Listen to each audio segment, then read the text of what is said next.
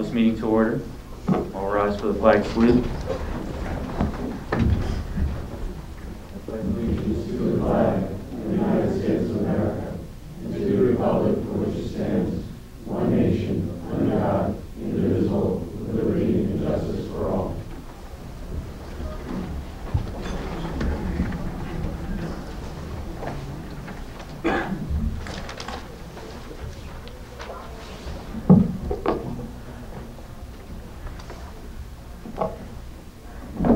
A moment of silence to remember the service and the sacrifices of the armed service members who protect our nation and the first responders who protect our neighborhoods.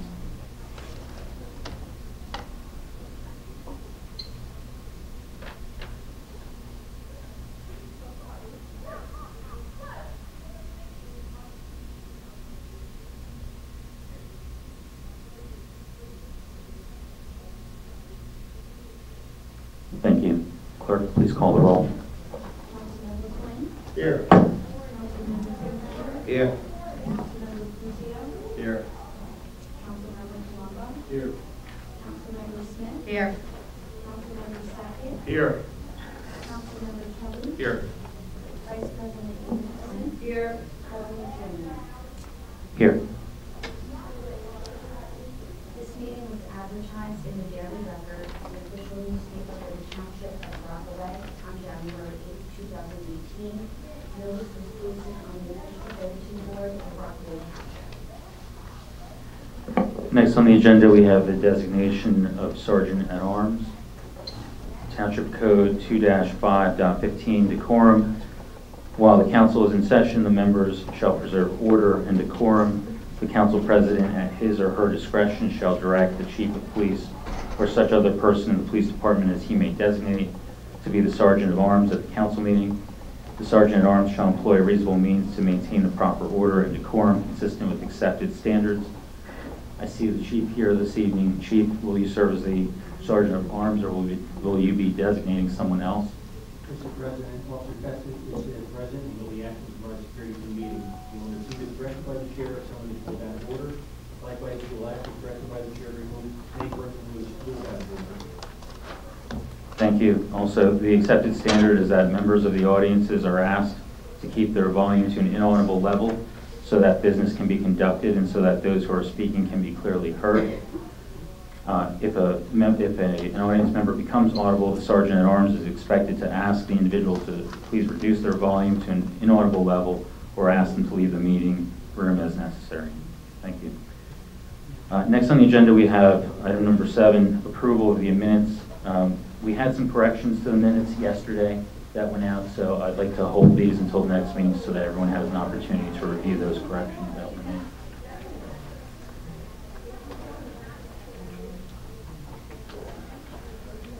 Moving on to item number 8, council appointments. We have item 8C, Financial Review Board, Class 3 members. We have 6 Class 3 members in order. Brian Wittig, 4-year term. Vincent Liacona, 4-year term. Joseph Simon, 3-year term. Troy Buckner, 3-year term. Roger Francis, 2-year term. Daniel Gozitsky, 1-year term. I will move these and ask the council vice president to second them. So second.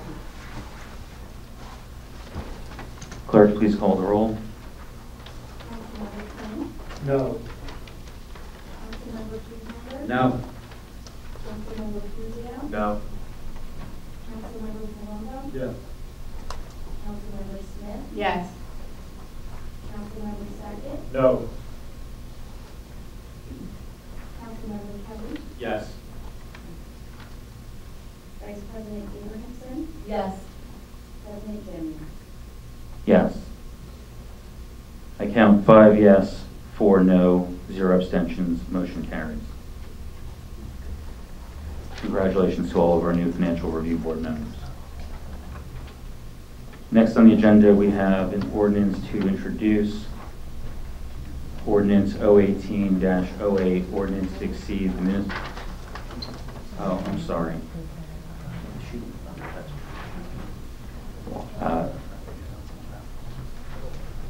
Item number 9, open to the public, limited to agenda items only. First member, before I do that, ordinance 2-5.14 requires that any comments or questions made during the public portion of the council meeting must be addressed to the council as a whole and not to any individual council member. The failure to comply with this ordinance may result in the termination of any further opportunity to address the council at that session.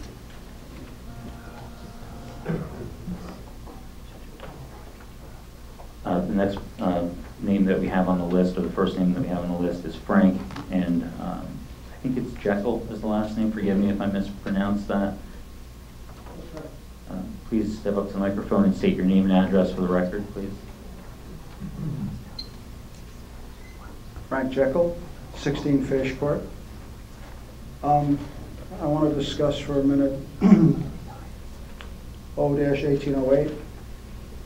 As I understand the ordinance, it is intended to increase the maximum cap that you can raise the municipal budget from 2% to 3%. Is that the right numbers?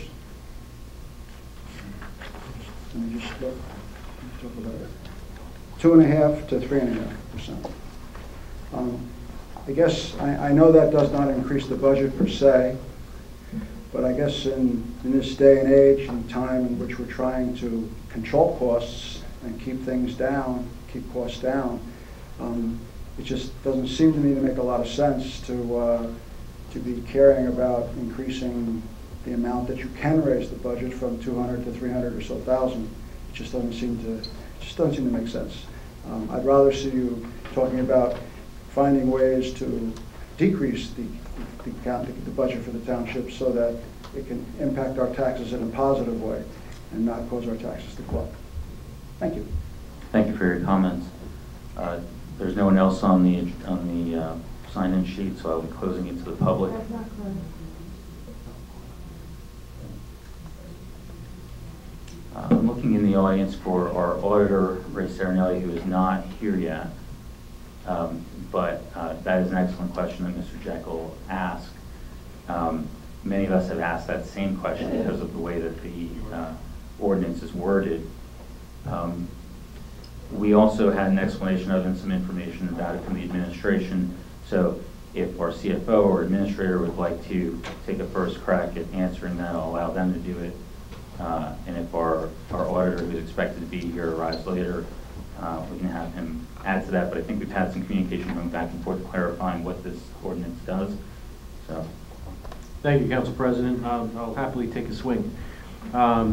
As mentioned by the gentleman in the audience, the ordinance allows the cap to be raised from 2.5%, which is also the COLA this year, to 3.5%. As also accurately represented by the gentleman from the audience, it does not cause anything to actually be increased. As I've described this in past municipalities, and Mr. Serenelli just walked in, so they'll do a better job of this than I did, Ray. The bottom line is it's an insurance policy. Any future increase would require action by the governing body, and if some unforeseen incident should occur in the future, it allows the governing body to increase the appropriations by that amount. Again, it does not raise any appropriations. The way I've described it in the past is this is an ordinance to establish and preserve a cap bank if for some reason it becomes necessary. Ray, if you want to jump in subject to the Council President's direction to provide greater explanation, I'm sure he can amplify my description. So the only thing I'll add to that is with regards to the useful life of it. The cap bank lives for a 3-year period into the future. Ray, would you like to add anything with regards to the cap bank ordinance? Sure. We have a microphone up here.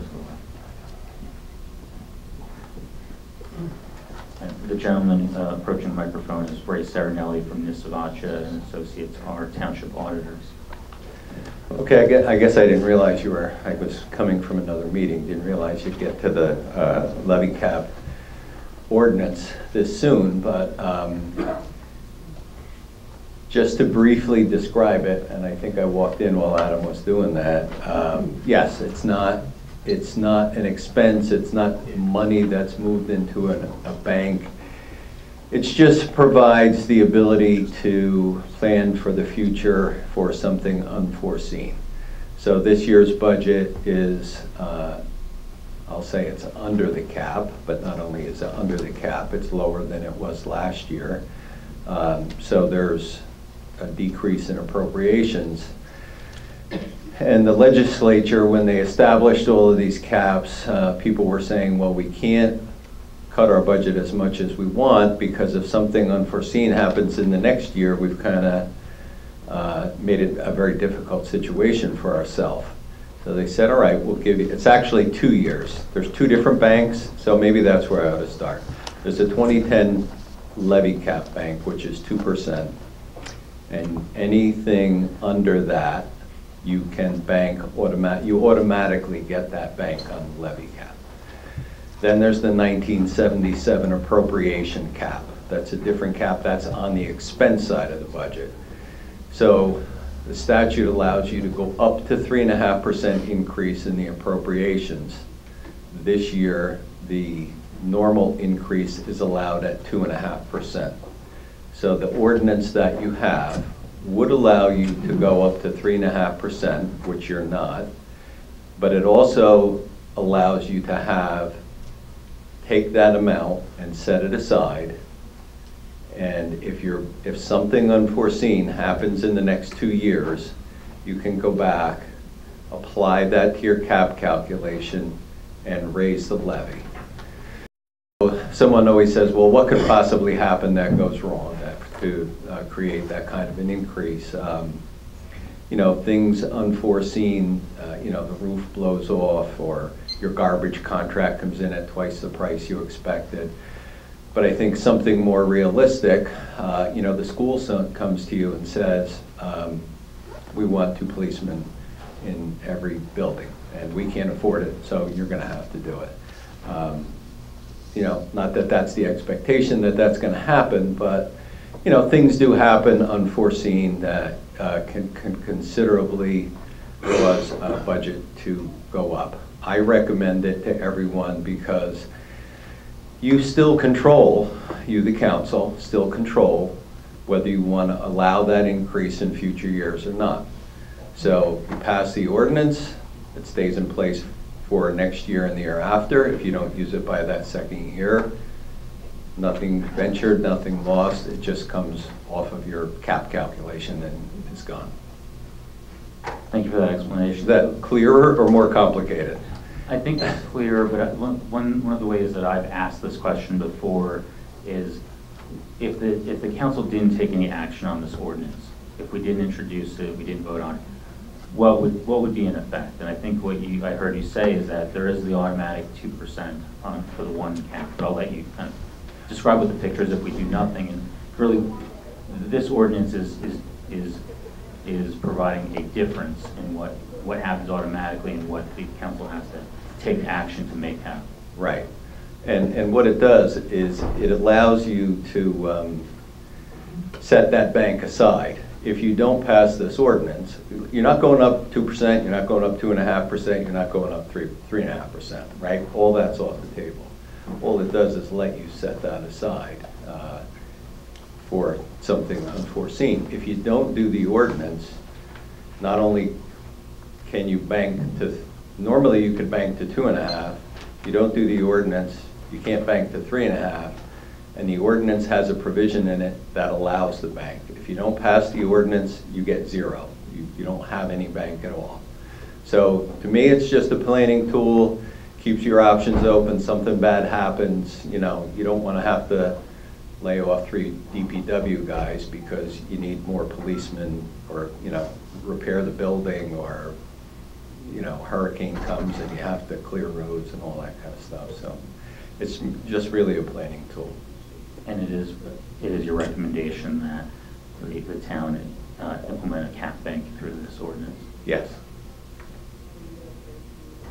Any questions among the council members with regard to this ordinance? I think Mr. Salvador explained it to a T, and it was question. Mr. Jacko, better context than we have. Are we doing the ordinance that well or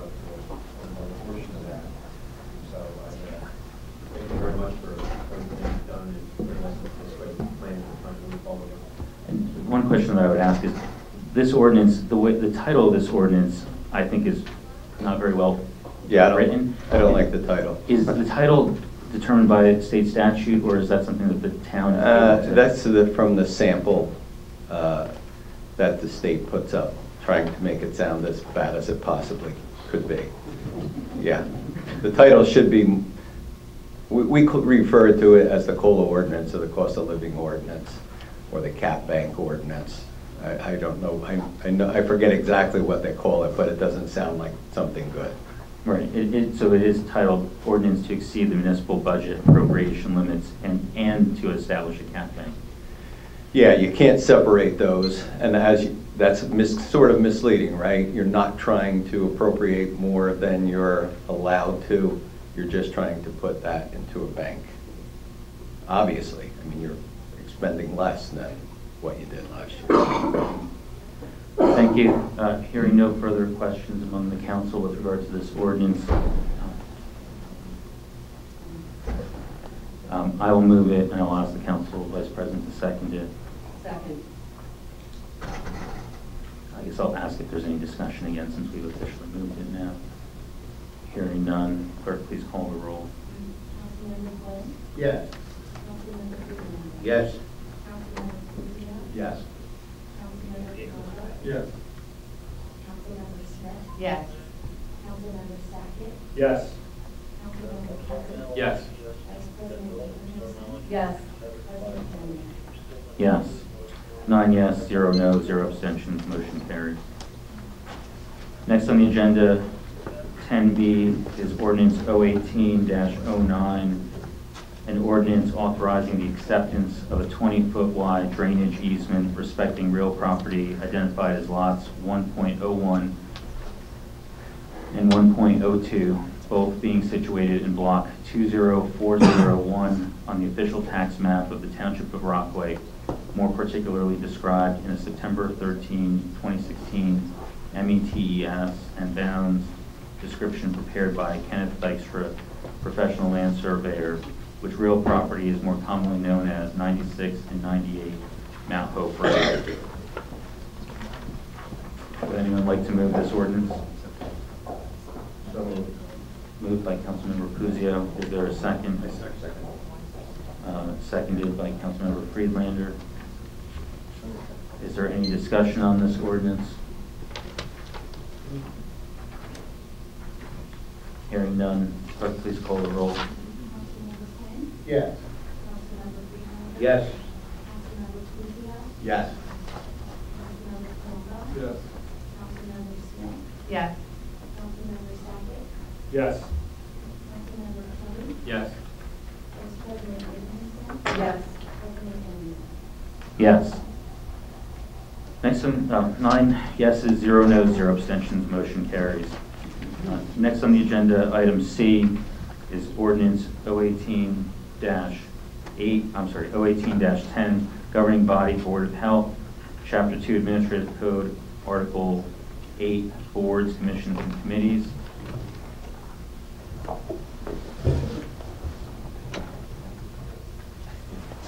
Would anyone like to move this ordinance?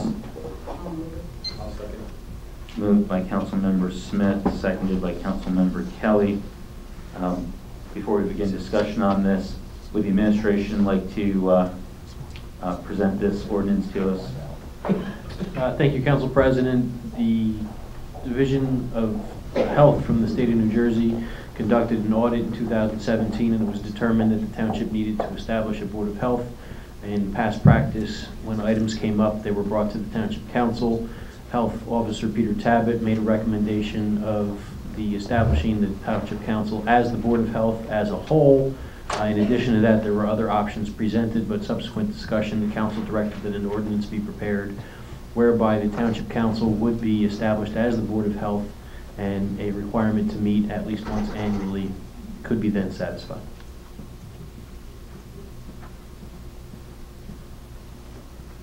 Mr. Tabbitt's here in case I messed any of that up. That sounds about. Succinct and well done. Thank you. That sounds like what I recall from the 2 previous conversations that we've had about that.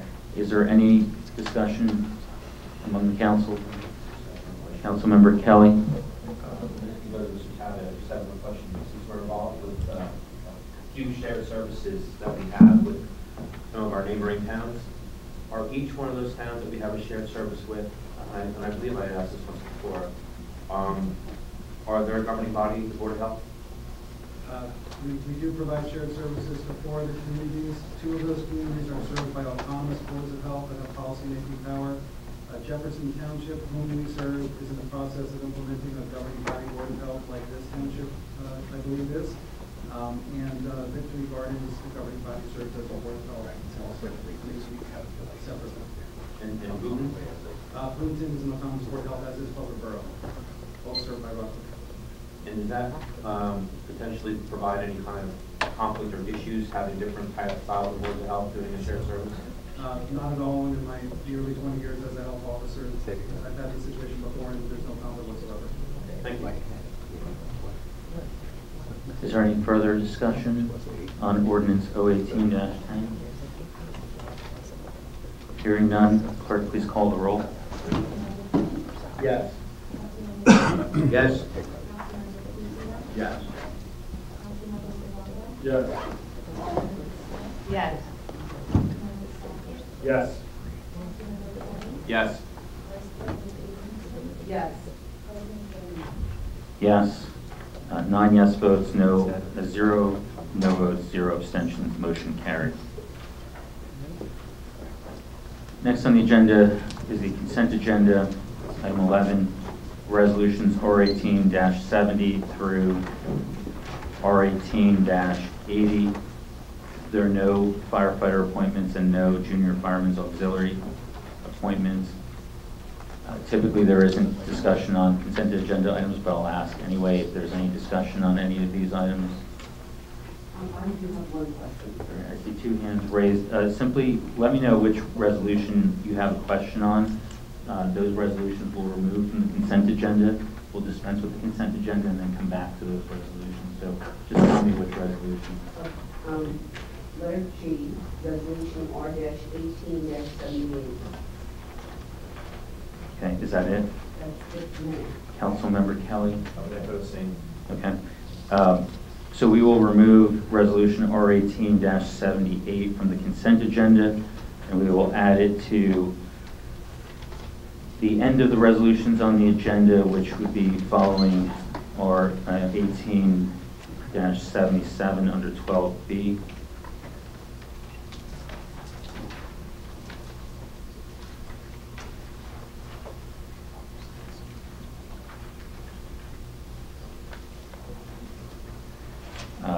Does anyone have anything on any of the other consent agenda items? If not, would anyone like to move the consent agenda? So moved. Councilmember Puzio has moved it. Councilmember Palumbo is seconding it. Clerk, please call the roll. Councilmember Quinn. Yes. Councilmember Puzio. Yes. Councilmember Puzio. Yes. Councilmember Palumbo. Yes. Councilmember Smith. Yes. Councilmember Sackett. Yes. Councilmember Kelly. Yes. Vice President Stevenson. Yes. President Kennedy. Yes. 9 yes votes, 0 no votes, 0 abstentions. Motion carries. Next on the agenda, item number 12, resolutions. 12A, R-18-76, Rockaway Township self-examination of budget resolution. May the administration like to present this resolution? Yes, Council President, thank you. The state of New Jersey has a cycle whereby the Division of Local Government Services reviews the budget typically every 3rd year. The other 2 years, a municipality may execute a resolution authorizing self-examination of the budget. It's not that the budget doesn't get examined, it just gets it gets examined by the township's auditor, the township's finance staff, as well as the governing body. This would be a resolution authorizing this year's self-examination. Does any council member have any questions with regard to this resolution? Hearing none.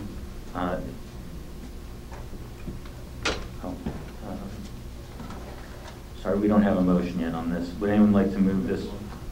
Councilmember Palumbo has moved it. I'll second. Councilmember Friedlander is seconding it. Is there any further discussion on this resolution? Hearing none, clerk, please call the roll. Councilmember Quinn. Yes. Councilmember Friedlander. Yes. Councilmember Tuzio. Yes. Councilmember Palumbo. Yes. Councilmember Smith. Yes.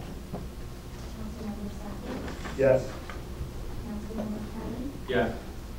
Vice President Abramson. Yes. President Jones. Yes. 9 yes votes, 0 no, 0 abstentions. Motion carries.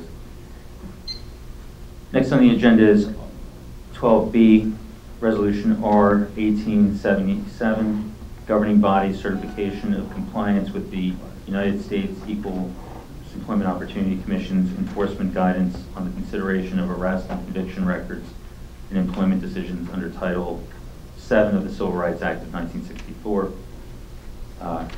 Would anyone like to move this resolution?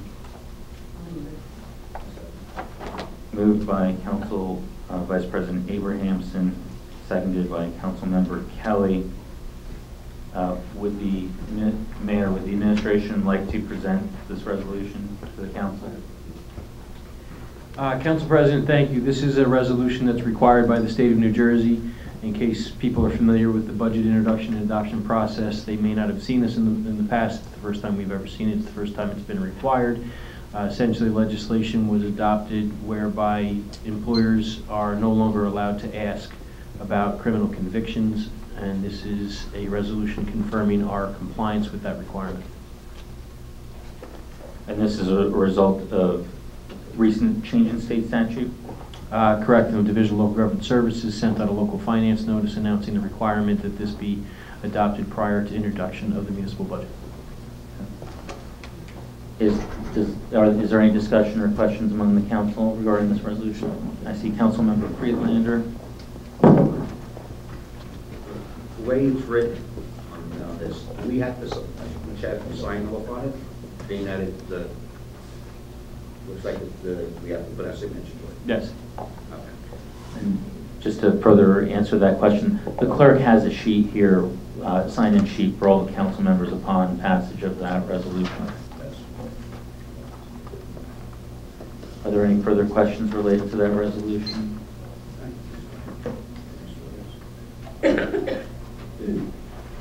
Hearing none, clerk, please call the roll. Councilmember Quinn. Yes. Councilmember Friedlander. Yes. Councilmember Tuzio. Yes. Councilmember Palumbo. Yes. Councilmember Smith. Yes. Councilmember Sackett. Yes. Councilmember Kelly. Yes. Vice President Abramson. Yes. President Jones. Yes. 9 yes, 0 no, 0 abstentions. Motion carries.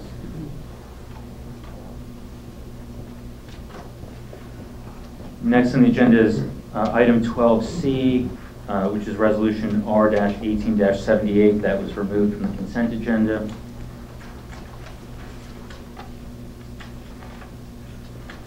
R-18-78 is a resolution authorizing the extension of the developers agreement between the Township of Rockaway and Pond Realty LLC, also known as Green Pond Muse, for property known as Block 40801, Lot 83, located at 1076 Green Pond Road, Rockaway, New Jersey. Would anyone like to move this resolution? I'll move it. So it's being moved by Council Vice President Abrahamson, seconded by Councilmember Sackett. Is there any discussion or questions on this resolution? Council Vice President Abrahamson and then Councilmember Kelly following. After reading, Mr. President, after looking at the resolution, original resolution that was in 2007, is when all the permits and zoning and board of adjustment granted Green Pond Muse developer final site plan approval. So 2007 is over 10 years now, going on 11. So since that date, my question is this, since 2007 to the current date, I don't see anywhere in here, maybe Mr. Lutz can answer that. I'm sure the construction codes and the building codes have changed. Will this be adjusted to up-to-date codes that are now being used? Yes, I can answer that, Council Vice President. The construction codes for the outstanding construction work is will have to follow to these codes. I'm sorry, I can't hear you. The permits that will have to be taken out for new construction on the property will have to follow today's construction codes. Today's codes, okay. That was my question, because to protect all involved, still 11 years, going on 11 years old, I wanted to make sure that we don't follow those rules, we stay up to snuff with the current codes and. Yes, so all the new Okay. permits to be taken out will have to follow today's codes. Okay, thank you. Councilmember Kelly was next. One of the questions that Mrs. Taylor had asked me to answer on that. Now, with regard to the two homes that are somewhat constructed, I'm not sure about the interior end of it, but the exterior that's been erected, I think it's two homes, Mr. Lutz? That's correct. There's two homes that have been partially constructed. And with that, because of the new permits and the time frame that's transpired here, and under 523-2.14 with the requirement of the permit and the stalling of the permit after it's been started, the 6-month period, are any of the construction on the outside that has to be redone and be compliant to the new code? I'm not aware of any construction on the outside that will have to be redone. I did speak to the construction official on this, and he was requiring a certification from the developer. I believe it could be an engineering or architect certification on the condition of those structures. And this particular ordinance that we have here is dealing with the performance and maintenance guarantee, which is 54-15-4. We have in our code currently, and they have to come before the council in order for us to give them an extension of that time. But what would be, if there was a reason, having out on developers agreement in front of me, in the resolution in 2015, with regard to what was supposed to be completed on or before the 24th of February 2017. Is there a reason why it's been stalled, this project? The developer has relayed to myself that due to some options they were pursuing and due to a new financial partner on board, he's looking to start the project as soon as possible to complete it. As far as the exact delays, I don't know every single delay, but I do know this developer that was pursuing some other avenues, possibly selling the property, but now he's looking to complete it with a new investor. Now, with requirement to the actual approval for variances with zoning, under the D variance, was there a time restraint on that as well? How they expire, if they're given within a year of that variance approval? And then now that we have a new owner of this site, does it have to start back from the beginning again and void those prior approval for a permit to issue? We actually vetted it through both the Board of Adjustment Attorney and the town planner, and the land use approvals are actually still valid. They are, okay. I have no further questions. Thank you. Are there any further questions, Councilmember Kelly? No, okay, thank you. Do any other council members have any further questions with regard to Resolution OR 1878?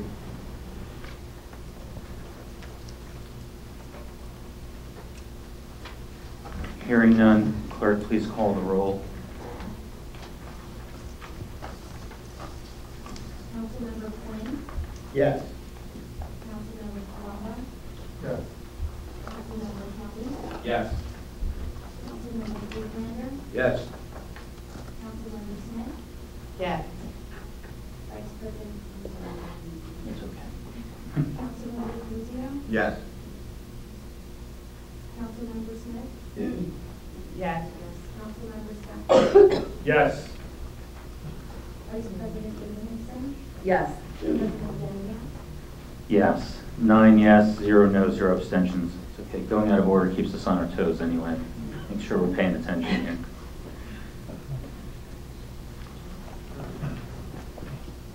Next on the agenda, we have the introduction of the 2018 municipal budget.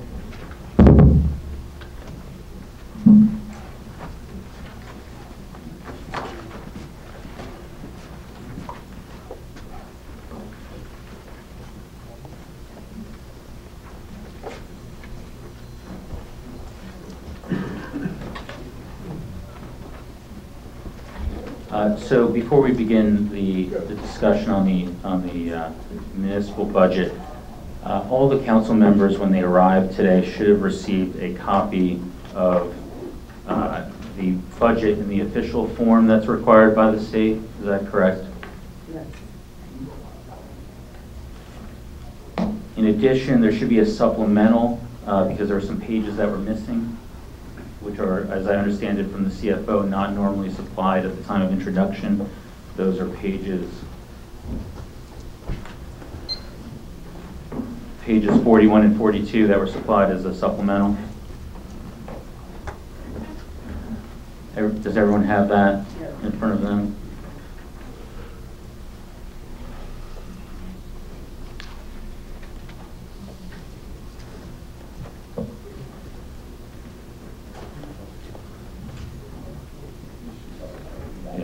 Yeah, the extra 2 pages are legal size, but they're separately stapled.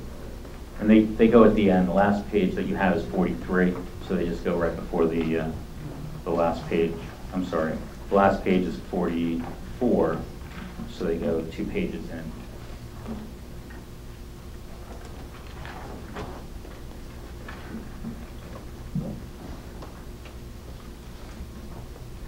Everyone has those in front of them.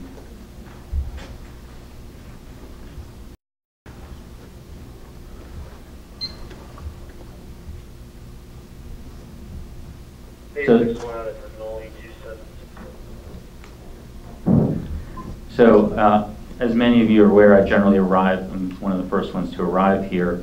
So the clerk brought these in while I was waiting, and I was waiting to look at them. And you might have seen my email request to the administration from early this morning asking for sheets 41, as well as to be able to compare it to last year's sheet 41. So the clerk did provide me with a copy of the 2017, and I can share that one around if there are any questions as to what the 17 sheet 41 looks like. The reason that I asked for sheet 41 is that it has 2 lines on it that are of particular interest to me, and I think generally the taxpayers. Sheet 41, the one that you have in front of you for 2018, has a line number 2, which is amount to be raised by taxation for municipal purposes. That is the tax levy.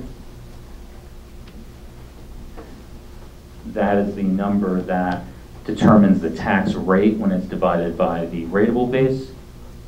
And then that is what is applied to your property assessed value and determines your property tax for the year.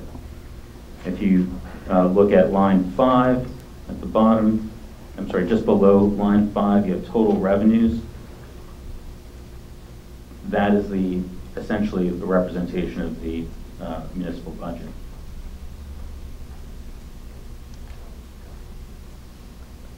So when I looked at the 2017 sheet and compared it to the 2018 sheet, I was surprised to see that the tax levy line was the same on both sheets.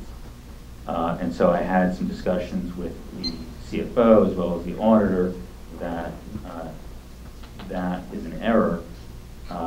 And we had some discussion as to where that follows from. If you look at your big packet in front of you, the full budget document, if you go to sheet 11, I think that's the easiest place to see that.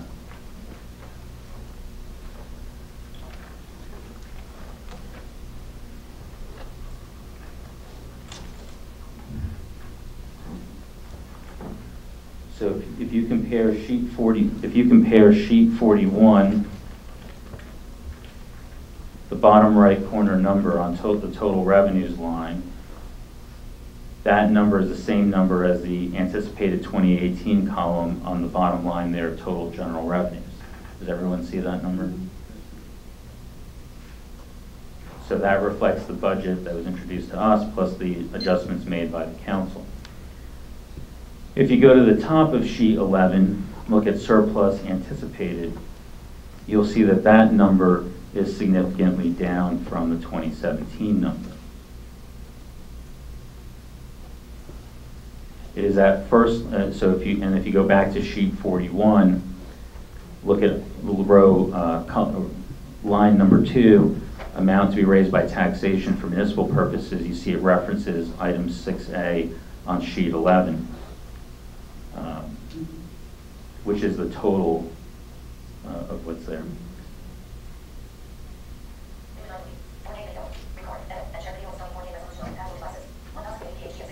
We'll take a moment for the phone to be turned off. Thank you.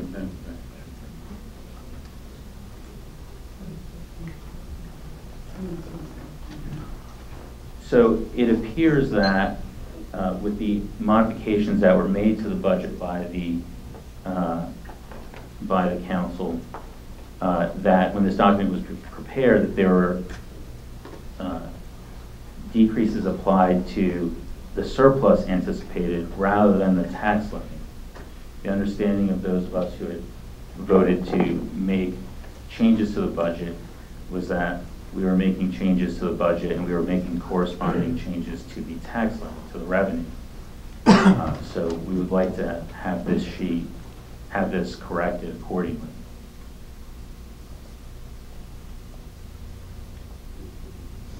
So perhaps Mr. Sarinelli, you could advise what the best way would be for us to make these, have this corrected and then presented to us.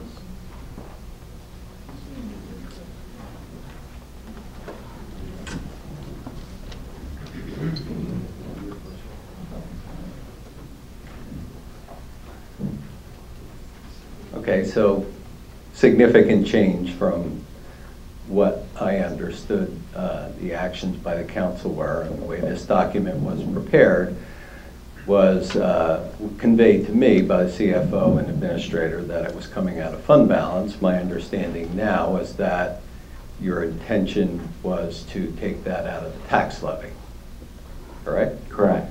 So this document that is in front of you, you know, if the council wanted to proceed, would have to, I guess, amend, well, no, I guess not really amend, I guess the budget could be introduced. The resolution that's prepared doesn't really state what the tax levy is, but I think you'd have to clearly state that what the intention of the resolution was, or what the motions were, and the votes taken, to clarify that it was going to come out of come out of the tax levy. And while I don't remember the exact amount, I think it was about $880,000 was the net cuts made to the operating budget, which was the same amount taken out of fund balance. So this document would have to be revised before it was submitted to the State Division of Local Government Services, and before it would be advertised. So for the benefit of the audience, this document is prepared by the administration for the council. When we walked in here today, it was our first opportunity to review this document as it is. Mr. Brewer. Council President, during the discussions throughout the course of the budget sessions, there was a description provided by me about the corresponding reduction of fund balance, which was the amended resolutions on Saturday, or supplemental resolutions that were specifically passed by the council. If the council wanted to reduce the tax levy, I would respectfully suggest, with Mr. Sarinelli and Mr. Iacofano's concurrence, if they so agree, that a resolution similarly could be passed this evening to, in lieu of reduce the fund balance, you could reduce the tax levy, thereby adjusting the prior actions. Okay. So does someone need to make a motion to that effect?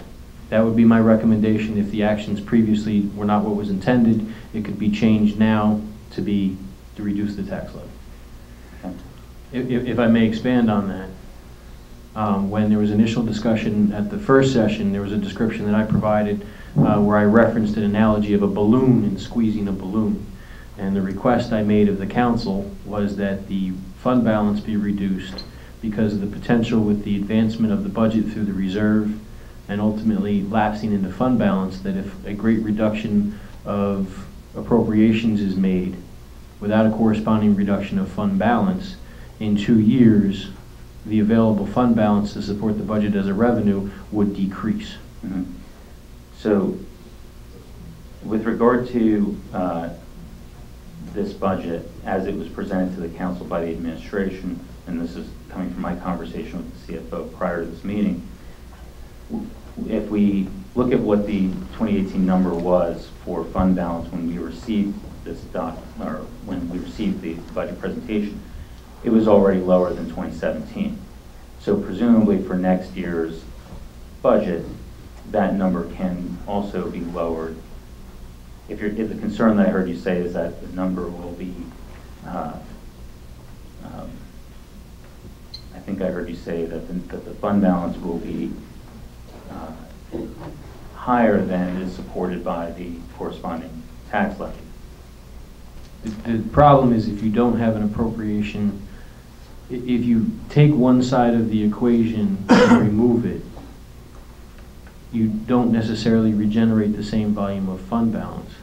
So in 2 years, if you don't have the volume of fund balance available, you end up with, in essence, a deficit of revenue, which could cause a tax increase.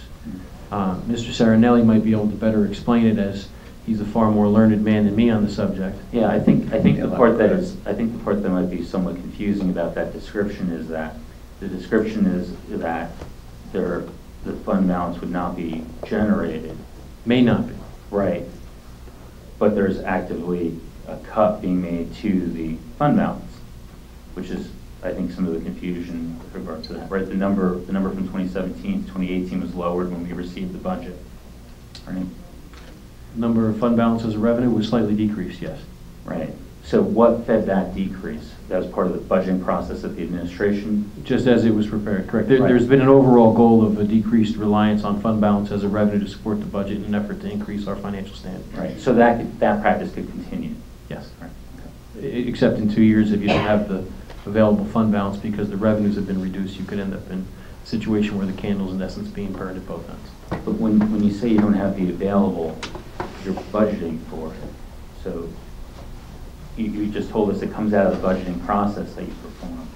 It falls into the concept where there are appropriations. The budget for the a municipal budget is a 2-year cycle.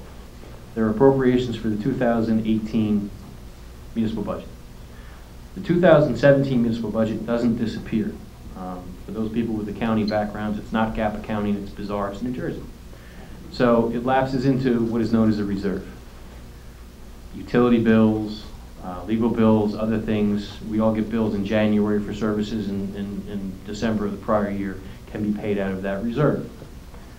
Any available funds not expended in 2018 from the 2017 reserve budget in 2019 would lapse into fund balance, or again, for the GAAP accounting or CPAs in the room, owner equity. The challenge is if you significantly reduce appropriations, there's less to lapse, and then ultimately less that could be available potentially in the future as fund balance. I'm not saying there's a guarantee, there could be a study of it, it's just a possible outcome. Right, and I think as we went through the budget, we talked about the administration's strategy for regenerating fund balance from various line items. And if I remember correctly, the administrator and the CFO flagged those items for the council as we reviewed them. The council recognized those and asked the administration to continue to flag those items, and the council intentionally avoided those items. Yes. To avoid impacting the regeneration of the fund balance in future years. Okay. So, shall I make a motion then? That would be my recommendation if the goal is to change the strategy of the preparation of the budget, yes. So I will move that. Second. Is there any discussion? What is this going to achieve, what we're voting on now, just so I'm clear? So the result will be, if you're looking at sheet 11, the first column, 2018, the two lines we're working with are the two lines we're working with are lines 1 and line 6A. So do you see how 2018 and 2017 on line 1 are significantly down? So, and then if you look at 6A, there's no change between lines between 2017 and 2018. So what this will do is it'll reverse that, and that line 6A will be down from 17 to 18. Line 1 will also be down, but will be down by less than it is currently. It's essentially moving 800,000 from line 6A up to line 1. So we'll reduce the rate for the taxpayers at a lower increase, that in potentially a decrease for taxpayers. So we're borrowing from 2017, we have $4,238,600, going down to $2,977,170. So on line 1, the column for 2017, line 1, the 4.2 million that you see, that was the anticipated surplus in that budget year. So that's what was left over from the previous year. And now it's reduced, obviously, so. Well, it's erroneously reduced, and that's what we're trying to correct there for 2018. It was reduced from the budget that we got. In the preparation of this sheet, it was further reduced erroneously, and that's what we're looking to correct on this sheet. Council President, can I just simplify? And with Mr. all due Brewer, respect, please. I don't think it was erroneous. The motions were to reduce the fund balance in the same corresponding amount as the appropriations. So if it was done with a misunderstanding, I think that's a better characterization than erroneous. Well, the error was made because the motions were with regard to revenue. The motions were specifically with regard to fund balance as a revenue, if my notes are accurate. Regardless of that, I think the goal of the council tonight, based upon what I'm hearing, is instead of reducing the fund balance as a revenue to support the budget, take that reduction, leave the fund balance as it was previously prepared, and make the reduction in the tax levy. So instead of reducing fund balance to correspond to the reduction in appropriations, fund balance is going to stay where it was, and the reduction is going to come from the tax levy or the amount to be raised by taxation. Correct. And is this a dangerous practice or not, what we're doing tonight? 'Cause I've never... I don't believe a dangerous practice would be an appropriate description either. It's a preference that the council may exercise. And recall that with regard to the budget process, the council intentionally avoided any areas that would adversely affect regeneration of fund balance. So, does that answer your questions, Mr. Peterson? Yes. Are there any further questions among the council member Quinn? Yes, so in essence, you're looking to reduce the taxes on the residents. If we do this, what is the outcome? What does it do? How much per household? What's the point? Does it reduce down to the household? Dollar figure, points, whatever. Those have not been calculated, have they? Yeah, it's 2.24 cents on the tax rate.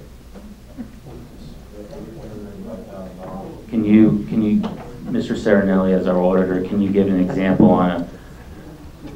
Okay, so we were just figuring this out because we were still operating on the old numbers, and Ray and I stepped outside to do the calculation of, I think it was about $885,000 that was reduced from fund balance, because about $885,000 was reduced from the appropriation side of the budget.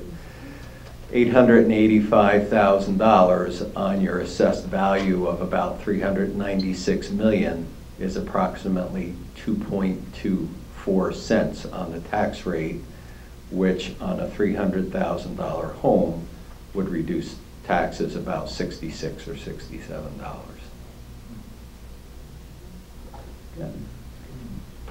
Are there any further questions? Hearing none, clerk, please call the roll. Councilmember Quinn? We're voting on, The motion that was just recommended by, or just described by the administrator.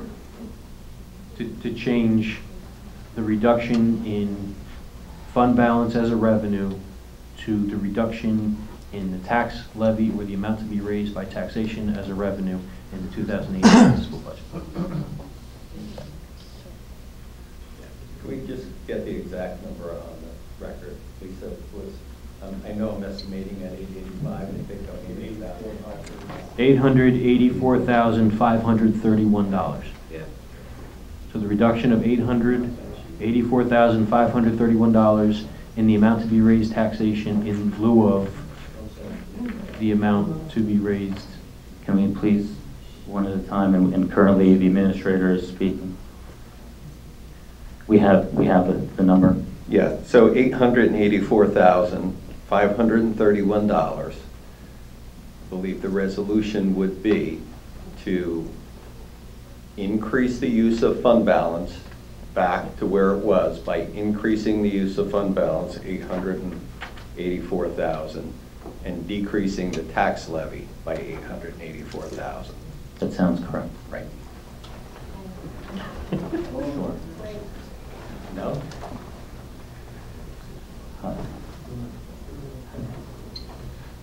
Mr. Brewer, do you have something to add? I'm happy we're working through this. The number that that I mentioned, that Mr. Sarinelli echoed, is the number of cuts that were reduced on Saturday. There was an additional meeting where there were additional cuts.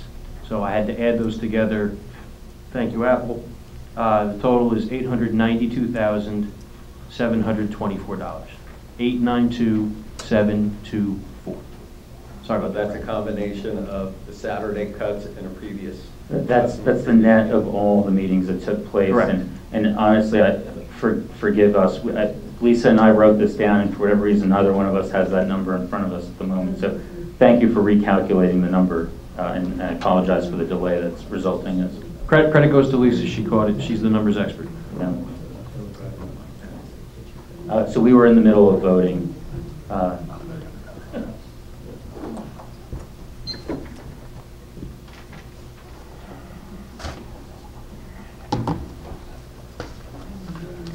We were in the middle of voting.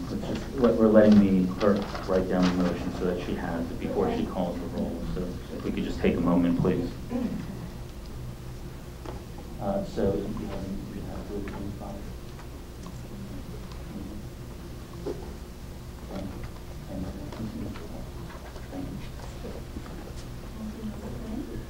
No. Councilmember Stevenson. Yes. Councilmember Puccio. Yes. Councilmember Ronaldo. Yes. Councilmember Smith. Yes. Councilmember Sackett. Yes. Councilmember Kelly. Yes. Vice President Dickinson. Yes. President Kennedy. Yes. I count 8 yes, 1 no, 0 abstentions. Thank you for working through the edits there. Thank you for your patience, Mr. Sarinelli. So now we can actually move on to discussion of the introduced budget. Mr. Sarinelli, I don't know if you have any comments, if you'd like to make any comments with regard to the budget following those edits. Okay, so technically, just to proceed with the process, those of you that have paper budgets, we would ask them back. Those of you that got an electronic budget, we'd ask you to send that back so that everybody has the revised, corrected budget. When the budget... Can I interrupt you just for Sure. one moment? I'm sorry to do this. So just to let you know, typically, Mr. Sarinelli comes to the budget presentation at the beginning and then the final adoption meeting. And because this is the first time that this council this new council is doing an introduction together, I had invited him to come out, an extra meeting, to be here with us today. So thank you for coming out to do this. It's short. I guess as far as the impact goes, when I came to the budget presentation where the administration turned it over to the council, we went through last year's activities where your fund balance closed out, with solid position you're in, your fund balance had improved over last year and you were on a good trend, there was good planning, that your taxes had stabilized, you had many difficult years before that, et cetera, et cetera. So I'm sure you all remember that conversation. I was under the interpretation when I prepared for tonight's comments that there was not going to be, that the tax levy was going to be the same, which would have effectuated a little bit of a cut for everyone to begin with because of new construction. So I haven't formally looked at the numbers. My own personal view is that if you can keep the tax levy level from year to year to year. So you've done that for a few years. When you reduce taxes, what that means in the next few years, in all likelihood, expenses are going to go up, and your tax rate may come back to where it was in 17 and then continue to go up. The problem with that is that you are never judged on the fact that you made a cut 2 years ago. You're just judged on the fact that you have a tax increase this year, and people have a tendency to complain about what's happening this year. So having done this many years for many municipalities, it seems to be less disruptive when you keep 0, 0, 0 for as long as you can. So I think in all fairness, what you've done is you've implemented a cycle where you've reduced the tax levy, which will put a little bit more of a strain on fund balance. I don't think it's a horrific strain, but it is a strain because the budget had already been cut before it was turned over to you, and now you've developed a cut plan a little bit more than that. So by natural progression, explained by Mr. Brewer pretty well for someone who's not an accountant, that it's in the second year that you start to see the effect of that. So you probably won't see it in 19, you'll probably see it in the 20 budget, and as long as you're okay with, you're going to be judged at some later point for an increase instead of keeping it level. I think that's what you've put into motion. I'm trying to give a balanced assessment of what you've done. Certainly it's within your authority to do everything you've done so far. You just really need to take action to actually introduce the budget. Is there any, so I guess I will make a motion to introduce the budget. We'll have discussion after the motion. So moved by me, seconded by Council Vice President Abrahamson. Is now open to any discussion that we have. I heard Councilmember Kelly had a question. I would just like to ask Mr. Sarinelli, thank you again, Mr. Sarinelli. When we're making these adjustments that are currently now, that can potentially bring the budget down to a higher 2014 or just a little bit lower than the 2015 level, with the potentiality of going into 2020, where you say trying to adjust the fund balance, we may have a little bit of an increase.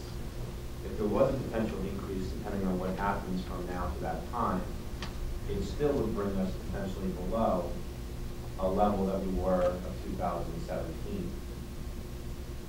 Could. So if Could. you know, I'm sorry, go ahead. Well, I said, you know, it's what you're doing is not catastrophic. It's just putting a different line on where your tax levy and tax rate is going to go. So you're giving it back to the taxpayer a little sooner, but being realistic, generally expenses are going to go up unless you're going to cut something else or some other services, etc. It has a tendency to go up. The thing that you've had, you know, in all honesty, the thing that you've had to your benefit has been the economy. For the last 7 or 8 years has improved so much, and you've done some good planning. There's been improved reserves established, etc., and the fund balance has come back up, and it's put you in a good position. Where the economy is going to go going forward is difficult to say. The worst news that I always had to deliver when I was Mr. Doom and Gloom, those of you that have been around long enough, was, you know, your expenses are only going up $300,000, but your tax levy's going up $600,000 because either your fund balance is down, or interest on investment is down, or some of your other revenues were down. So, trying to give you an on-balance picture, you know, I don't think it's a bad plan. It will mean that you'll have less fund balance than you otherwise would have, and you'll have to adjust accordingly in the next several years going forward. And if the economy was to still continue to increase, that there still could be a potentiality where there would not be an impact, because there would be either room to regenerate, or we could still have some more cuts coming in, or have savings or additional revenues coming in that we don't have right now that are permitted in the town. There's a lot of factors that are in there, Rob. Yeah, it's kind of hard for me to really Right. give a solid answer because I was prepared for a different conversation. Mr. Serinelli will be back for our adoption Yeah. vote, so he'll have an opportunity to And, you know, review. I can prepare a little bit better, but I think it'll be a combination of both. You know, the things that you cut out, for the most part, won't be spent. But generally speaking, the expenses sort of tend towards a certain level, so your fund balance, that's going to be your unexpended appropriations that will come back into fund balance, not 19 the following year, will probably be a little less than where it's been in the last few years. And no services have been lost with this program. I can't, that's not my determination. Are there any further questions or comments? Hearing none. Clerk, please call the roll. Sorry. You have to read the top of page 2 is the introduction resolution. Oh, is that, Mr. Yashifano, is that we were going at? That was not going to be my comment. That's something else concerning the budget. But certainly, Mr. Serinelli is correct. You have to review the budget. I'm sorry, can you repeat the last part? The top of page, No, I'm asking, sorry. I'm asking Mr. Yashifano to repeat the last thing that you just said. I just said you should read the introduction resolution as appears on the top of Mr. Serinelli. What page? Page 2. Page 2.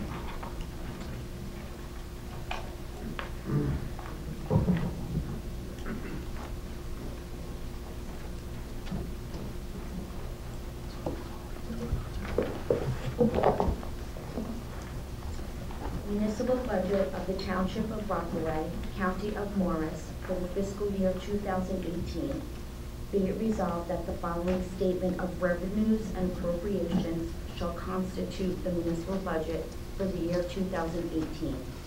Be it further resolved that said budget be published in the Daily Record in the issue of April 2nd, 2018. The governing body of the Township of Rockaway does hereby approve the following as the budget for the year 2018.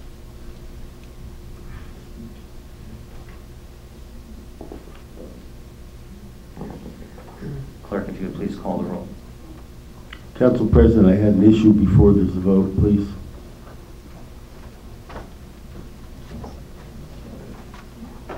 Mr. Yashifano.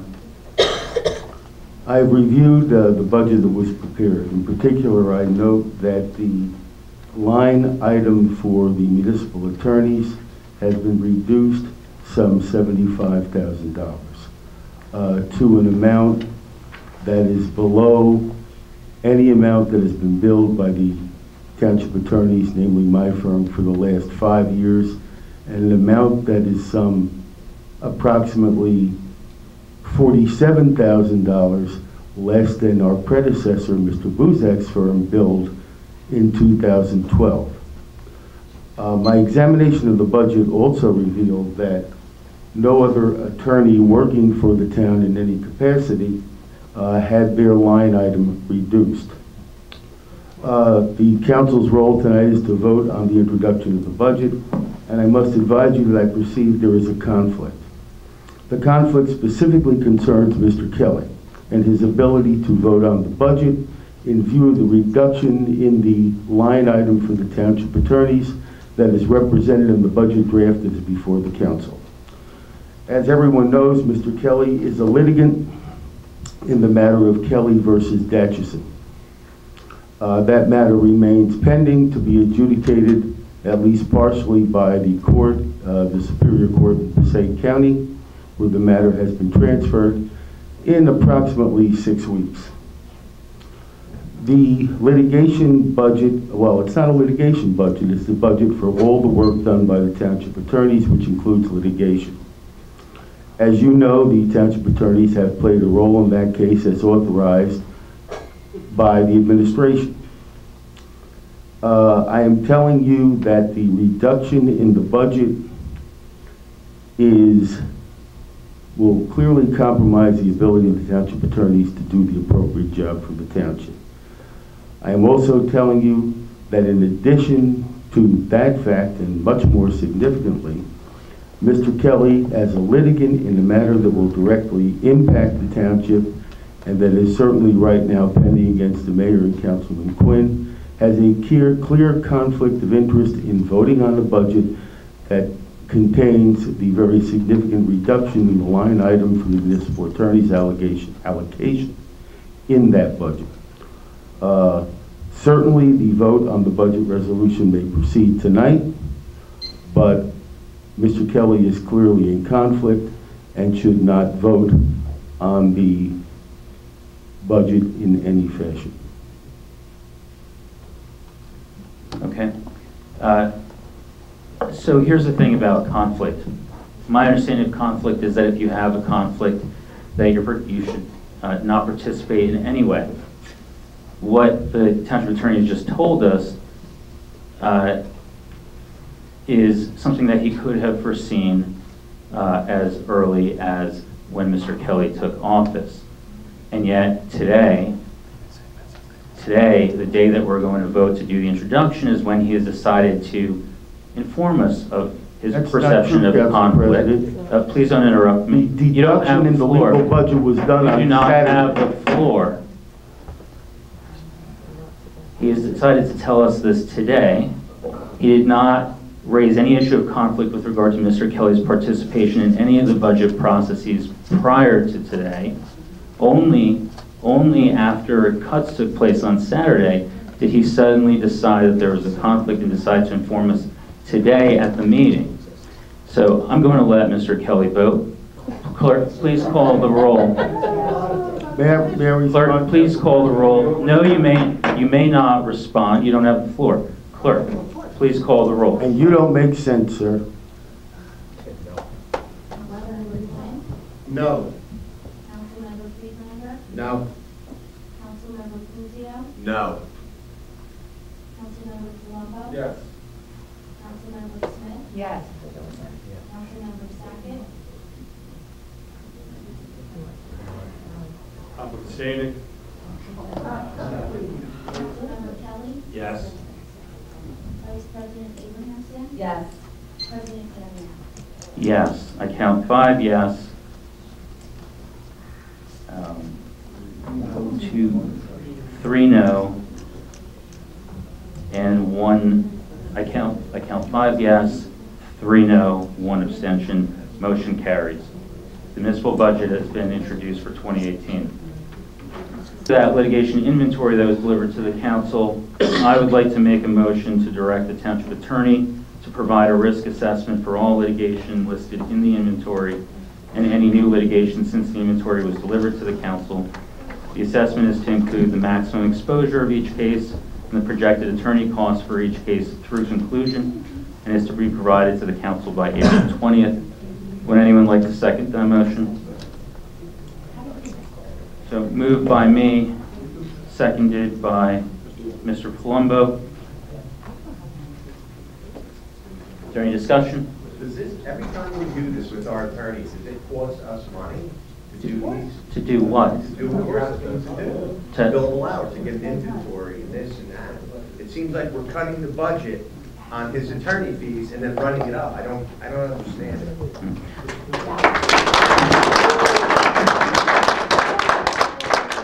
Councilmember Kelly? Lucio, in the past, have you requested any kind of legal representation from the attorney? No. You've never asked and you wanted to? Mr. Yachimano? You never have on the record. You've never asked anything about getting an opinion from the attorney? On what? On town business? I'm asking you, yeah, town business. No. You've never sought any kind of, From Mr. Yachimano, absolutely from our not. town attorney? No. Are there any other further questions with regard to my motion specifically? Hearing none, clerk, please call the roll. May I be recognized, Council President? No. Always a good help. Councilmember Quinn? No. Councilmember Friedlander? No. Councilmember Cruzio? No. Councilmember Palumbo? Yes. Councilmember Smith? Yes. Councilmember Sackett? No. Councilmember Kelly? Yes.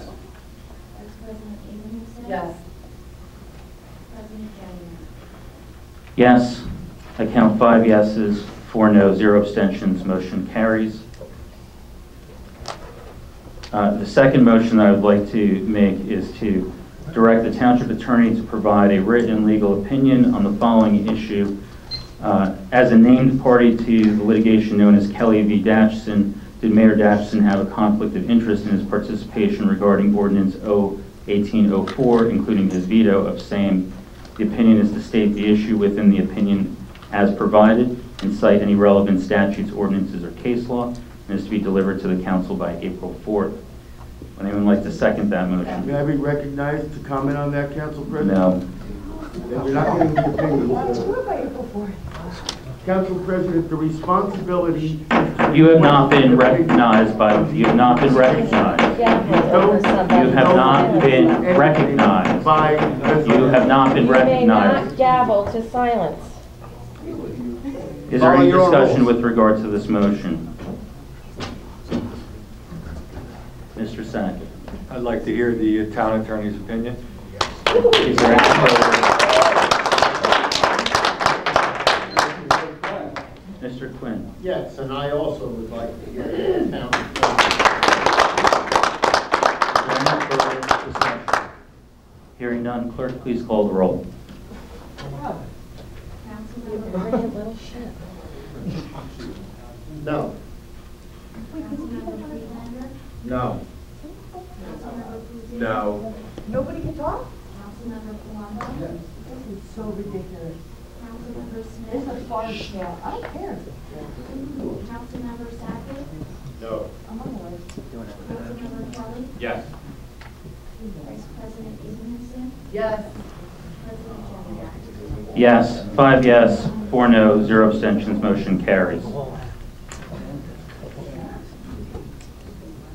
Hearing no other new business, we will move on to reports, starting with the council in roll call order.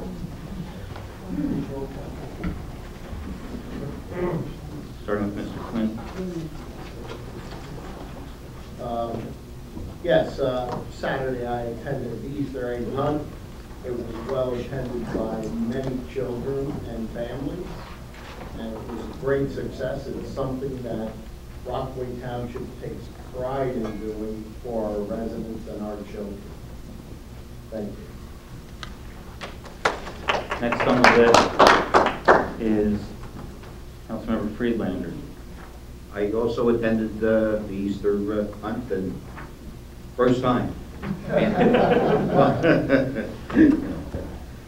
And it was tremendous. And that's only the only committee report. I do want to say one thing for the public. I attended the budget meeting, half the budget meeting Saturday, before they voted on anything. And the reason I voted no on the budget, if anybody is curious, I have one copy of the minutes of that budget meeting, explain why I voted no, if anybody wants it. Next is Councilmember Puzio.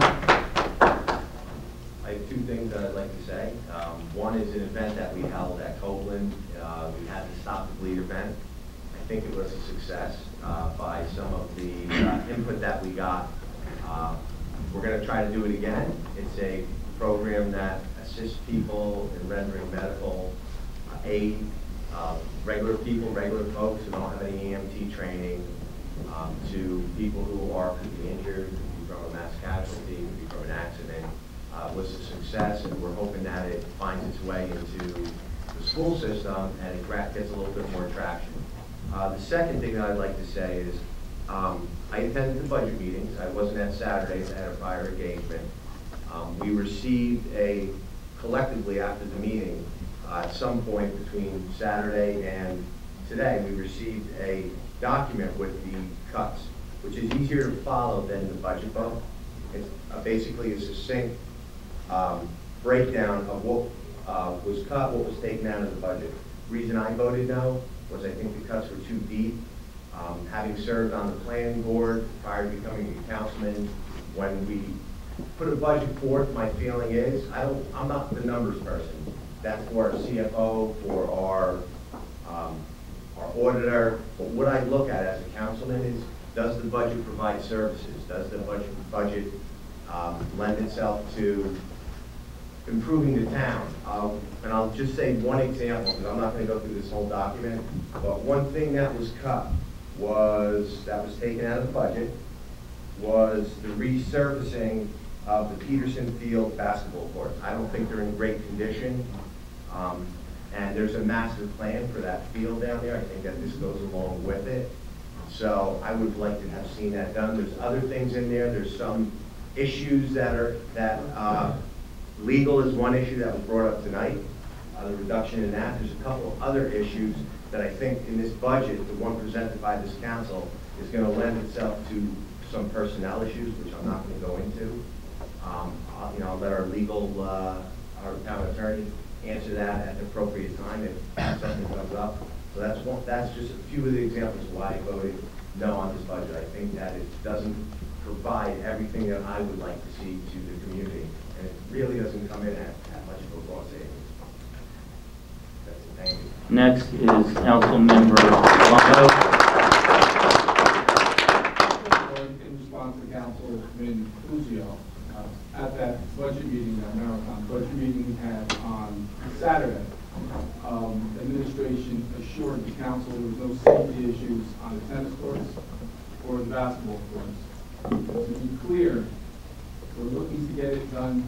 The question was, can we get it done more economically at a better price? And that's one of the reasons why, and it was, that wasn't really looked into. So we didn't want to accept spending that kind of money without giving alternatives and another way to do it that could save the taxpayers money. So that's why the council voted to remove that line item in the budget. Do you have anything further? No, I don't. Next is Councilmember. Go ahead. And also discussed, also discussed at that meeting was legal fees. I believe Mr. Brewer, instead of just going back 5 years, I asked him to go back, I believe, 6 years on what the legal fees of the town were. It was 6 or 7 years, and it was $160,000, either in year 6 or year 7 prior to this year, were our legal fees. Next is Councilmember Smith. I just want to ask Mr. Brewer to please thank, I see Mr. Shearer isn't here tonight. I want to thank the firefighters, the great fire department, for the way they handled the fire in White Meadow Lake at the pizzeria. I've been told by everyone I've spoken to what a great job they did, as well as Marty, the dispatchers. They were coordinating all the departments. That was great. And the DPW as well. They were clearing the roads and the snow from the fire hydrants. Everybody worked together. As Mr. Sheard says, it was great teamwork. And also, if you could, I believe there were outside agencies that also responded. I'm sure we should kind of thank them if you have an opportunity. Thank you. Will do. Next is Councilmember Sackett. I have a few items. I've had a couple of volunteers who want to form a committee with me to help bring back Rockaway Day. Thank you for your interest. If you are interested in brainstorming and trying to come plan to bring back Rockaway Day, please send me an email, jsackett@rockawaytownship.org, and we'll start working on that soon. Maybe we're thinking maybe possibly doing something like a fall festival, something like that. So I'll start working on that. I want to talk about the Financial Review Board, people that were appointed tonight. There were 6 appointments tonight, but there were more than 6 resumes. Doug Romaine handed in a resume. It wasn't sent to everybody. I currently have Doug Romaine's resume. Let me read that for you. I'm writing this letter to be asked to be appointed to serve on the Rockaway Township Financial Review Board. I served as the chairman of the board from 1992 to 1995, and I found the experience rewarding and served the township well. I graduated from Morse Hills in 1961. I worked on my family construction business and continued in the building, developing business throughout my adult life. I'm a licensed real estate commercial sales agent with Coldwell Banker. I served as Morris County freeholder from 1994 through 1996. I served as a Morris County tax commissioner from 1977 to 1986, and I hold a CTA certificate. I feel that my unique and diverse experience in both private and public involvement will be a benefit to the township as it has in the past. I'm semi-retired and have the time to devote to serving once again. Thank you for your consideration, Doug Romaine. I've also went through all the other resumes, and one person who was appointed to a 4-year term does not have the qualifications even close to Mr. Romaine. I currently work as a scientist. I have some familiarity with budgets. This person has gone through his thing. He definitely wants to help the town, but his qualifications do not match Mr. Romaine's. And I'm very disappointed that all the resumes were not handed out to everyone. We talk about transparency. There is no transparency with these appointments at all. Actually, I'm disappointed.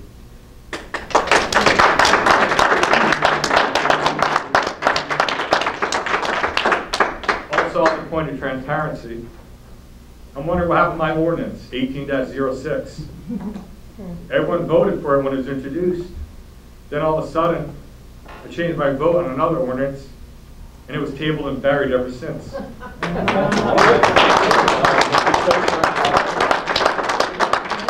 Once again, we're talking about transparency, seeing where our hard-earned tax dollars are being spent.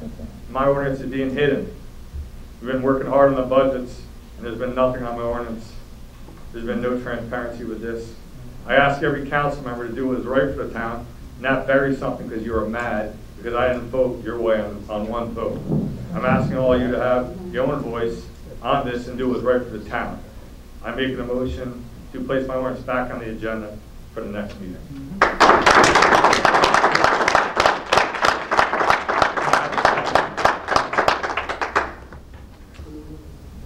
Is there any discussion on the motion that we have? I didn't hear. So we have a motion from Councilmember Sackett. We have a second from Councilmember Friedlander. Do we have any discussion on this? Okay. Before we begin that discussion, I'm just going to say one thing. Mr. Sackett, do you recall the meeting where this ordinance was tabled? Yes. Do you recall that it was tabled to go back to the committee through the administration for input on the ordinance? Correct. Are you aware of whether that committee has met on this ordinance? Yes. Has that committee given feedback back to this council through the administration? I believe they gave feedback to Mr. Quinn. Mr. Quinn, have you provided that feedback to the entire council? No, we haven't discussed this, so I'm ready to discuss this right now. So send... You brought it up, I'm ready to bring it forward. It hasn't been brought up before. So the understanding was that this ordinance would be sent to the committee, which is a committee of the mayor, right? Committee of the administration, to review it, and then to come back with their, if this committee has specific, Councilmember Quinn, if this committee has specific comments with regard to this ordinance, then I would ask you to draft those comments and send them to the entire council so that we can review them. Okay? Sure. Thank you very much. Can I say something? Mr. Puzio. With that ordinance, when his ordinance was first introduced, and I voted, I would put a motion on the floor to table that ordinance for that very reason, to have the Citizens Rep Committee look at it. Most of the people up here voted not to table that. They said no, they want to move forward. A few meetings later, the Citizens Rep Committee, I'm not part of that committee, but I called the president. Who's the president of the Citizens? Bob Conlon. I called One at a time, please. And I said, and the reason I spoke to Jonathan, I said, listen, I think good, Jonathan's new to the council, I think it's good to have a little bit of buy-in and to go through the process. I put a motion on the floor to table that, to have them take a look at it. The majority voted no to not table it, to move forward with this ordinance. Two meetings after that, another motion was put up to table it, to do the very thing that I had asked for in the beginning. But the Citizens Rec Committee have already looked at the ordinance. So, Mr. Puzio, if you recall from that conversation, there was discussion of a letter that was apparently sent to the council. And when that discussion came up, I asked about it, and I had no letter. I think Mr. Quinn brought up the letter. After that meeting, before the second meeting where we had we would have had the adoption vote, a copy of that letter was actually provided to the council, in fact, provided to me. The email address that they used was incorrect and apparently didn't get to me the first time. Once we had that letter in hand, right, once we had the request from the committee to review that ordinance, Mr. Conlon came to that meeting. That's when the motion was made to table it, so it would go back to the committee, with the understanding that the committee would come back to us and let us know what their thoughts were on that. To date, we have no formal communication from that committee. Now, if as liaison to that committee, Mr. Quinn would like to prepare that formal communication, send us that information, we will absolutely review it, and then we can bring it up again. I understand that, and that was my whole purpose the first time around, that the Citizens Rec Committee look at it. The majority of this council said no, that we wanted to move forward. That's the point that I'm making. Right, the majority of the council, including Mr. Sackett, voted to move forward, right? And then a majority of the council, except for Mr. Sackett, voted to table it the second time, right? You did too. I did. You did too. You know why? Because we're not in a rush to move forward on things. And I felt that. And we continue to not be in a rush to move forward on things. We will be waiting to hear back to what the committee has to say. We have a motion and a second. Clerk, please call the roll on whether or not to pick this up from the table. I will be voting no. In order? That's why you're getting voted out in 2 years. The question is, what is the motion? The motion is to take it from the table and address it now, or to leave it as table. A yes vote means that we will take it up today. A no vote means that it will remain tabled until a future meeting. Can I ask Mr. Sackett, Jonathan, what would you like, this is your initiative, what would you like to do tonight? Well, the letter was already rescinded that he was talking about, and I would like to have it on the next agenda for the next meeting to do a final vote, and I will provide a letter. The Citizen Recreation Committee meets next Tuesday.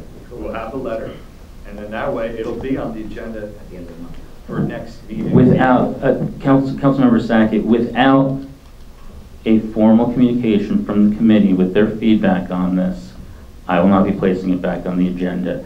Mr. Conlon stood here and he said he rescinded the second part of his letter, not the entire letter.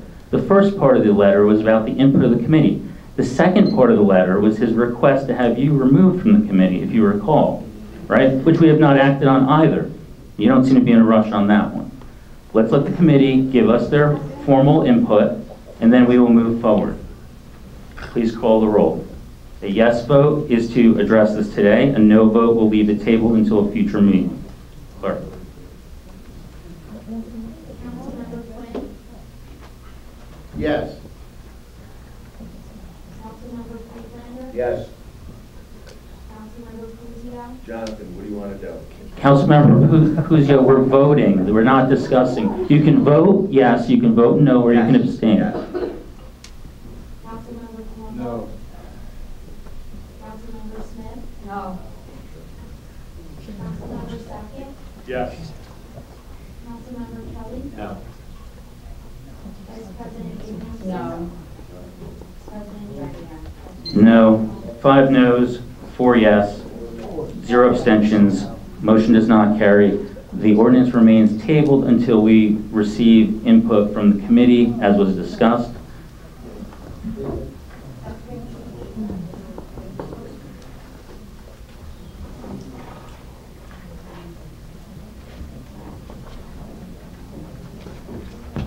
Next, we have Councilmember Kelly. I don't know if Mr. Sack was done first, to be quite honest. Not done. Please continue, Councilmember Sackett. I also attended one of my first Easter events this past Saturday. Had a really good time. The kids seemed to really have a good time. It was well put on by Mr. Coward. I know he's not here tonight, but he did a really good job. And also just want to wish everyone a happy Easter and a happy Passover. Thank you. Councilmember Kelly. I simply like to reiterate with Mr. Sackett, happy Passover and Easter as well. I want to say thank you to the planning department. Mrs. Murray, in planning, had addressed the concerns I had with people in the Dudak Maple Drive area over in Hibernian. I want to commend the fire department with regard to the Wind Rose Pizza, the fire that was in place. There's a lot of smoke and water damage that was there. There's also smoke damage next door to the hair shop. Ronnie Barber shop was there. I was over there today, and we were starting the interior demolition at the pizza place. So we're moving forward to kind of get a expedited back online and piping if everybody went on late. With the budget process, I want to thank everybody that participated in it. I think every department, every employee, including the mayor, really put a lot of time and effort into it, preparing the budget. And then I think the majority of the council that attended the majority of the meetings put a lot of time and effort and thought process into the plan. Some members may not be very happy with some of the stuff that had taken place. However, a lot of them weren't there. They left before the votes for the cuts. They didn't participate. It was all fluff by the call from one of the council members who would rather go to another meeting rather than our budget meeting dealing with over $40 million. With regard to the basketball courts, it was asked at that budget meeting, as well as to some of the employees, to have it done in-house, to have our own employees who have talents and abilities at our DPW actually resurface and rebuild the basketball court area. We thought it would be a great opportunity to give some pride in projects of having our own men and women that have the talent and skill and the knowledge to do these things, rather than sub it out and pay an erroneous amount of money. So that was one thing, Mr. Puzia, that since you left early, we discussed that, and you weren't part of it. Oh, Lord, here we go. Order. Mr. Kelly, I did speak to Mr. Brewer about the research. You don't have the floor, Mr. Puzio. Mr. Kelly has the floor for his report. Unfortunately, with Mr. Puzio, we spoke to some of the DPWs that said that they could do it, and they were interested in potentially doing it. I have a different. Mr. Puzio, you don't have the floor. With that, I said it's a budget that we prepared for the residents. It was time to give back to the residents with some future planning. And that's what the intentions were all along. And we'll continue to do so from this point moving forward. And thank you to everybody who had their comments and participated and their input and reviewed the budget online. And hopefully moving forward, we'll leave you better. Thank you. Next, we have Council Vice President Abrahamson. Unfortunately, I didn't attend the Easter celebration. I was down with the kids. However, I did make sure I came to the budget meeting that evening, and I also attended one from my bed on a conference call because I thought it was very important to be part of the budget process. I've been on this council for 2 years. This is my 3rd budget. This is the first time I learned about the budget process. This is the very first time we went over line by line, item by item, and I wasn't told I could sit and read it with my child during her nighttime reading by our former council president. Okay? Then shame on you. 5. Excuse me? Shame on you then. You've been here 2 years and you never reviewed the budget. Shame on you. You're the only one who has the blame to that. If he speaks again, if he has another outburst, please remove him. Council Vice President Abrahamson, you have the floor.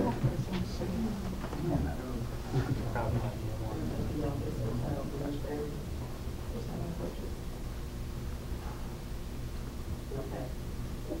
5 meetings, we arranged well in advance for everybody to be able to make it. We also had some input to council president if we could make it. Unfortunately, 2 of them were snowed out like everybody else, with every other thing on their calendars. So the time crunch was very, very difficult for 3 meetings. And they went on 6 hours, 7 hours, and administration stayed here and helped me learn the budget for the first time in these 2 years, the appropriate way. Not just throwing up and asking questions on the phone, the appropriate way. I found how to look for that budget. I found vacancies in positions that we have been paying for years. You have been paying for vacant spots that were budgeted but not filled. Okay, this council that attended this budget meeting worked very hard. You can ridicule, you can laugh, you can clap, but we diligently work hard at trying to save the taxpayers' money. We have asked for documentation. We have asked for everything we could get our hands on separately or collectively, 1 or 2 working together on pulling a question on the phone to Mr. Brewer or anybody. This budget was a long haul in a few months, and I'm proud to be part of it. And I'm proud to say we reduced it. And I hope that we can maintain that reduction. I don't want to say we're going to budget for an increase, just like we budget at home to maintain that. That's why I'm 62 degrees in my house all winter, okay, to maintain my heating budget. All right, so I really did enjoy the budget process, and I learned something. And I have to thank Council President Jedniak for his help through this and his knowledge in the budget process. I hope that we can continue to make cuts. I hope we can put this all behind us, this nonsense that goes on, and move forward for the best interest of this town. Because that, I know, is why I ran for this seat. And I thank you for being here. I wish there were more public input for the budget, and there were some people here during the budget process. But like I said, 2 of the meetings were cut short. As far as the basketball court, I'm going to own that. I took that off the agenda. I took that off the budget because I looked into if the town can do it, and I was told by several people, yes. The town has a DPW, they can resurface that. But on a bigger picture of the basketball court, okay, we have, I heard here on the dais tonight from somebody, a master plan for recreation. I don't think anybody here has heard that master plan. So perhaps the governing body would like to have an idea of the master plan, because I personally would love to see a recreational complex. I personally would love to see Peterson Field brought to a new level. We have 2 acres of unused property there. Why are we piecemealing the basketball court? Another $160,000 for a tennis court that the majority of people don't know where it is. Why don't we have a study and a master plan for a great recreational facility? Before we spend $100,000 here, $160,000 there. Maybe not a lot of money in a $40 million budget, but those 100,000s add up. So I am grateful to be able to serve the Rockaway Township residents and work on this budget and hope to improve the services offered to our children, my grandchildren, in the future, and not just piecemeal different repairs, and have a master plan like I heard is out there, and at least hopefully we'll get an idea of the master. I hope everybody here has a wonderful Easter.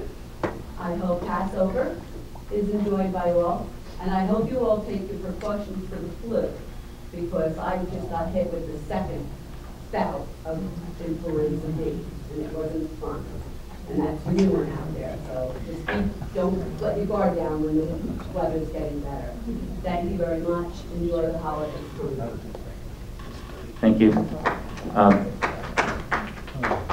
I would also like to echo what Council Vice President Abrahamson said about the master plan. I've been here for 5 years. Only Councilmember Quinn has been on this dais longer. In that 5 years, I've never gotten a presentation. I've never sat here at any seat here and had a presentation from the administration on the master plan for Peterson. That's exactly. Okay. You had your time to speak, Mr. Puzo. Please be respectful. All right? That was not. You're rude. One of the recurring themes of the budget meetings was that there needs to be greater communication from the administration to the council in the form of presenting their ideas for spending long before we get to the budget process, where the expectation is that the spending will simply happen. In the master plan for Peterson would be one example of that. The building that's desired for water department would be another example of that. Any significant spending on the capital plan is something that ought to have been presented to the council well before we got to the budget. And here's the, Mayor, you'll have an opportunity to speak. You know that, right? You have the agenda in front of you. You see where you are. So, you have the rest of this year, Mr. Mayor. You have the rest of this year before next year's budget process, begins, to present all the great ideas that the administration might have with regard to capital and other things. My suggestion is that you exercise, and I'll work with you to schedule those, to put them on the agenda so we can hear about them. So I have some prepared comments with regard to the budget. As was mentioned by others, the budget was submitted to the council by the administration on February 22nd, where we had our presentation. We scheduled 5 meetings to review the budget throughout the month of March. The first 2 were canceled because this building was closed due to weather. We spent a total of 13 hours across 3 days. This governing body easily spent more time in this 1 year than I personally witnessed this governing body spend in the previous 5 years and prior to that, combined.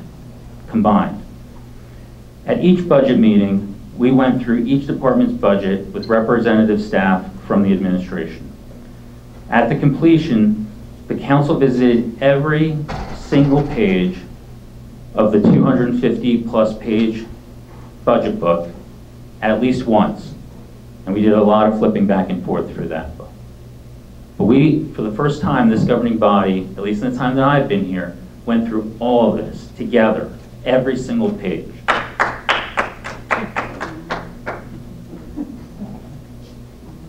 It wasn't easy, but an account by account, line by line, methodical review is what the voters of Rockaway Township elected us to do, and we did it.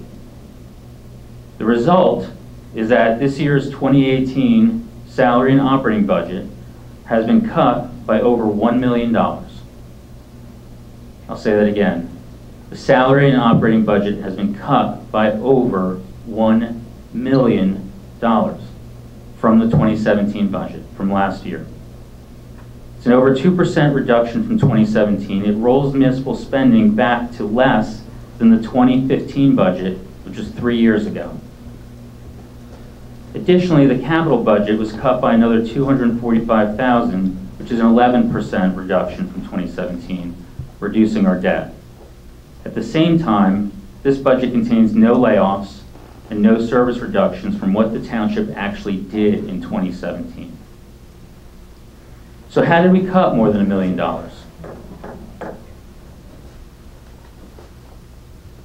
Anybody else thinking that? How did we cut $1 million? The answer is that this governing body actually took the time to review the budget together. We opened this book, we met, we opened the book, we went through it. We asked meaningful questions about how the funds were used and which lines were important to each operation. We asked them, highlight the things that are important to what you do. First, we started with ourselves, the council. The first cut that was made was to eliminate my salary. I have volunteered my time since I became a council member, and I continue to do so. Next, we eliminated the raises for the council and mayor. Politicians in Rockaway have been giving themselves raises for years while spending and property taxes have gone up. To find savings in the budget, we need to lead by example, and there can't be any sacred cows. During our methodical review, we discovered 12 vacant positions. 7 were vacant for more than a year. 1 was vacant for 2 years. There were also requests to create 3 new full-time positions while these other existing vacancies sat unused for more than a year. Few things are as wasteful as taxing residents for an expense and returning no value for that tax dollar. We cut this wasteful spending from the budget, and this waste represented 76% of the savings that we found. We compared actual expenditures to the expected expenditures and budgeted amounts. 22% of the cuts came from the analysis of usage. We also found that 7 non-contractual employees received salary increases in 2016 and 2017 that far outpaced the 1.75% increases given to most other employees. Some of these increases were as high as 9% in 1 year. And these increases were given out by the mayor, and they were approved by the previous council. With all labor contracts in the town having expired and are in the process of being renegotiated this year, how can the township negotiate in good faith with our labor unions, asking them to stay below 2% increases, while at the same time handing out raises far in excess of that to the non-contractual staff? This council put a stop to that by freezing the 2018 salaries of those employees who received excessive raises in 2017 and 2016. And the freeze was to simply keep them at their 2017 salary. For the past 4 budgets that I've been a part of, I voted no because there was no meaningful review of the budget by the governing body. The result was that each of those budgets increased spending and increased property taxes on the already overburdened property taxpayers of Rockaway Township. In stark contrast, this budget cuts spending by over $1 million from 2017. Again, rolling the spending back to below the 2015 level. This makes our government more efficient. It makes our town more competitive with neighboring towns when the tax rate is reviewed. And it makes Rockaway Township a more affordable place to live, work, and raise a family. Beyond those comments on the budget, I would like to thank everyone who attended the budget meetings that we had, who sits here on the dais. I would also like to thank the members of the public who took time out of their schedules to come and sit in the audience for those meetings. I'd also like to wish everyone a happy Easter and a happy Passover. Next on the agenda, we have the mayor. Thank you, Council President.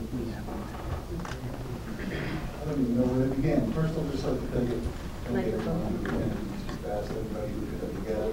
It was well managed and well attended by everyone. Worked out good. Easter Bunny came and went. Had a good time with the kids. I also attended. All right, sorry. Also attended Stop the Bleed, like Mr. Puzio said. There was an excellent. Should I wait for the councilwoman to get back? Yeah. Mayor. So now I'm going to keep going. Mayor. So, Stop the Bleed was very good. Dr. Rosenberg was phenomenal on it. I would also like to thank the Mayor, could you pause for a moment? We're just trying to make a note here. 9:28 p.m. Please continue. Thank Mr. you. Mayor. I'd like to thank the fire department, the DPW, and the police department for the old Mary and John's fire and during the snowstorm and all the stuff that you guys did over the course of those 3 storms. Did a phenomenal job. Going on to the budget, I don't know where to begin. Nice political statements from the people. I did these budgets for 20 years now, okay? spending 13 hours in front of each other, that's why you have subcommittees. Every government body has a subcommittee. Just because we didn't sit in front of an audience of 2 people, I think Mr. Juniak said there was a bunch of public here. There was 1 person at one meeting, 1 person at another. Mr. Mayor, you didn't attend the meetings. How would you know? No, I have people. You personally didn't bother to attend I the have the budget. floor, Mr. Don't I have the floor, Mr. Juniak? You have the floor when I grant you the floor, Mr. Mayor. 20 years of doing this budget, we've had to attack the past council who did a phenomenal job. Right? We stood together and went to houses. 4 of us went to one house, spent hours and hours, since June, not just a certain period of time. The other 4, other 5, whoever wanted to do, we had subcommittees, we got together, and then we talked amongst ourselves, switched it up, and then all of a sudden, we came up with the budget, we came out in front of the public, did the summary, asked any questions, it was passed. So nothing was trying to be hidden. It was just the way the process worked. Not that this process is wrong. That's fine too. Everybody got their stuff in. Council people that were here for a while learned how a budget process worked. It worked out good. So that's good. The wasteful spending that the council president stated about the vacant positions, they're not wasteful spending, okay? You might have it in the budget, but if you don't fill it, it goes back into surplus. That's why I had 0% increase last year and this year. It was 0% because stuff like that, fund balance. That's just good planning, as Mr. Serinelli stated. Let me see. Vacant spots are good. So now, they talked about cutting vacant spots. 3 of the spots were police officers. I'm sure we didn't know that. A couple of them were DPWs. Now, the reason why some of those police officers are vacant is because you keep them open, so when you know somebody's going to retire at the end of the year, you can get 2 guys into the academy to go through the academy to get their training, so when the officers do retire, you have them on the job right away. 2 go out, 2 go in. Now, again, if they have not filled, the money goes back into the budget. With all the stuff going on with the schools, we're talking about getting police officers in the school, cutting 3 police officers. You know, maybe we can come up with, like Mr. Kelly was talking about, getting the class 3s and doing that and possibly transferring the funds. But cutting 3 police officers was not a wise move. We had other positions like the road department, rec department. They're talking about doing the basketball courts over. But the positions that we're cutting is part of the rec, part of the DPW, which we probably still can manage, right? Regarding their budget cuts, which is roughly $66, now already with the budget that I submitted before the $1 million cut, 47% of taxpayers in this town were already getting a reduced budget, and 53% were going up due to the reassessment. Out of that 53%, roughly 23% of that were only going up $100. Their houses went up $40,000, $50,000, $60,000, but they were only going up $100 in taxes. That's including the school, the county. The other 20% are going up substantially. But that's just because their houses are worth more than $40,000, $50,000, $60,000. So this $66 cut for $1 million taken out of the budget is good. You're going to reduce those people that, like Mr. Juniak. Mr. Juniak's taxes, I believe, dropped $1,000, $1,100 with my tax increase. Now it's going down to $1,166, which is good. I mean, thank you for the hard work that you guys did. People are going down. But in the end, they're saying that we're not cutting services. We don't know that at this time. We don't know how this is going to affect our services. It looks like, you know, we're going to have to tweak something here and there. The attorney fees, I'm a little bit worried about, because with all the upcoming litigation, all the stuff that gets mandated that Mr. Iacofano has to do, cutting at $75,000 is kind of cutting it close. But we'll have to see. I'll have to make a comment when it's adopted. And then one last thing, with Peterson Field, right, that's $100,000 a cut. It's a capital budget. You have to put 0.25% down, these, 5% down of $100,000. So that's all that's coming out of the budget. Now, you can allocate that money for it, like we've done in the past, but not utilize it, so then the taxpayers do not have to get taxed on it. So you can allocate the money in capital, have the project there, and have the money on hand just to work from it. We don't even have the money on hand to work from it now because they cut it. So even if we could, if we allocated the money at $100,000, and then we got the work done, it came in at $40,000. We saved us $60,000. We did the money, we got the basketball courts the way we wanted them, and $60,000 less. Now we're not getting it at all. So they're for the kid, they're not. The final thing is the master plan of Peterson. We've had talks about that over the years. We did the parking lot, you were here for that parking lot. We did the concession stand, I think you guys voted on that too. We did the backstops. We're looking at a new field, I mentioned it over the last couple of years. They're drafting up the plans. Once the plans come in, we're going to submit them to the council. Putting up a utility field up at the upper end. So the biggest complaint we hear from recreation is that our facilities aren't like the rest of the county. Instead of spending $5, $6, $7 million and do it at one time, we're doing it over the course of 4 or 5 years. And we'll get together with the council and we'll draft our plan as we come along. Hope we have input from all you guys on what we can do a little together down the road. So I know we're all going to work together because we're all here for the kids on that. Other than that, I thank everyone. My administration had a really tough time at the sessions on Saturday, but they walked through it. And I want to thank everybody for putting their hard work in. I know everybody's here for the residents of this town. So thank you.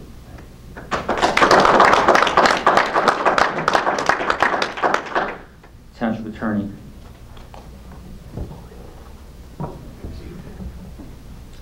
Thank you.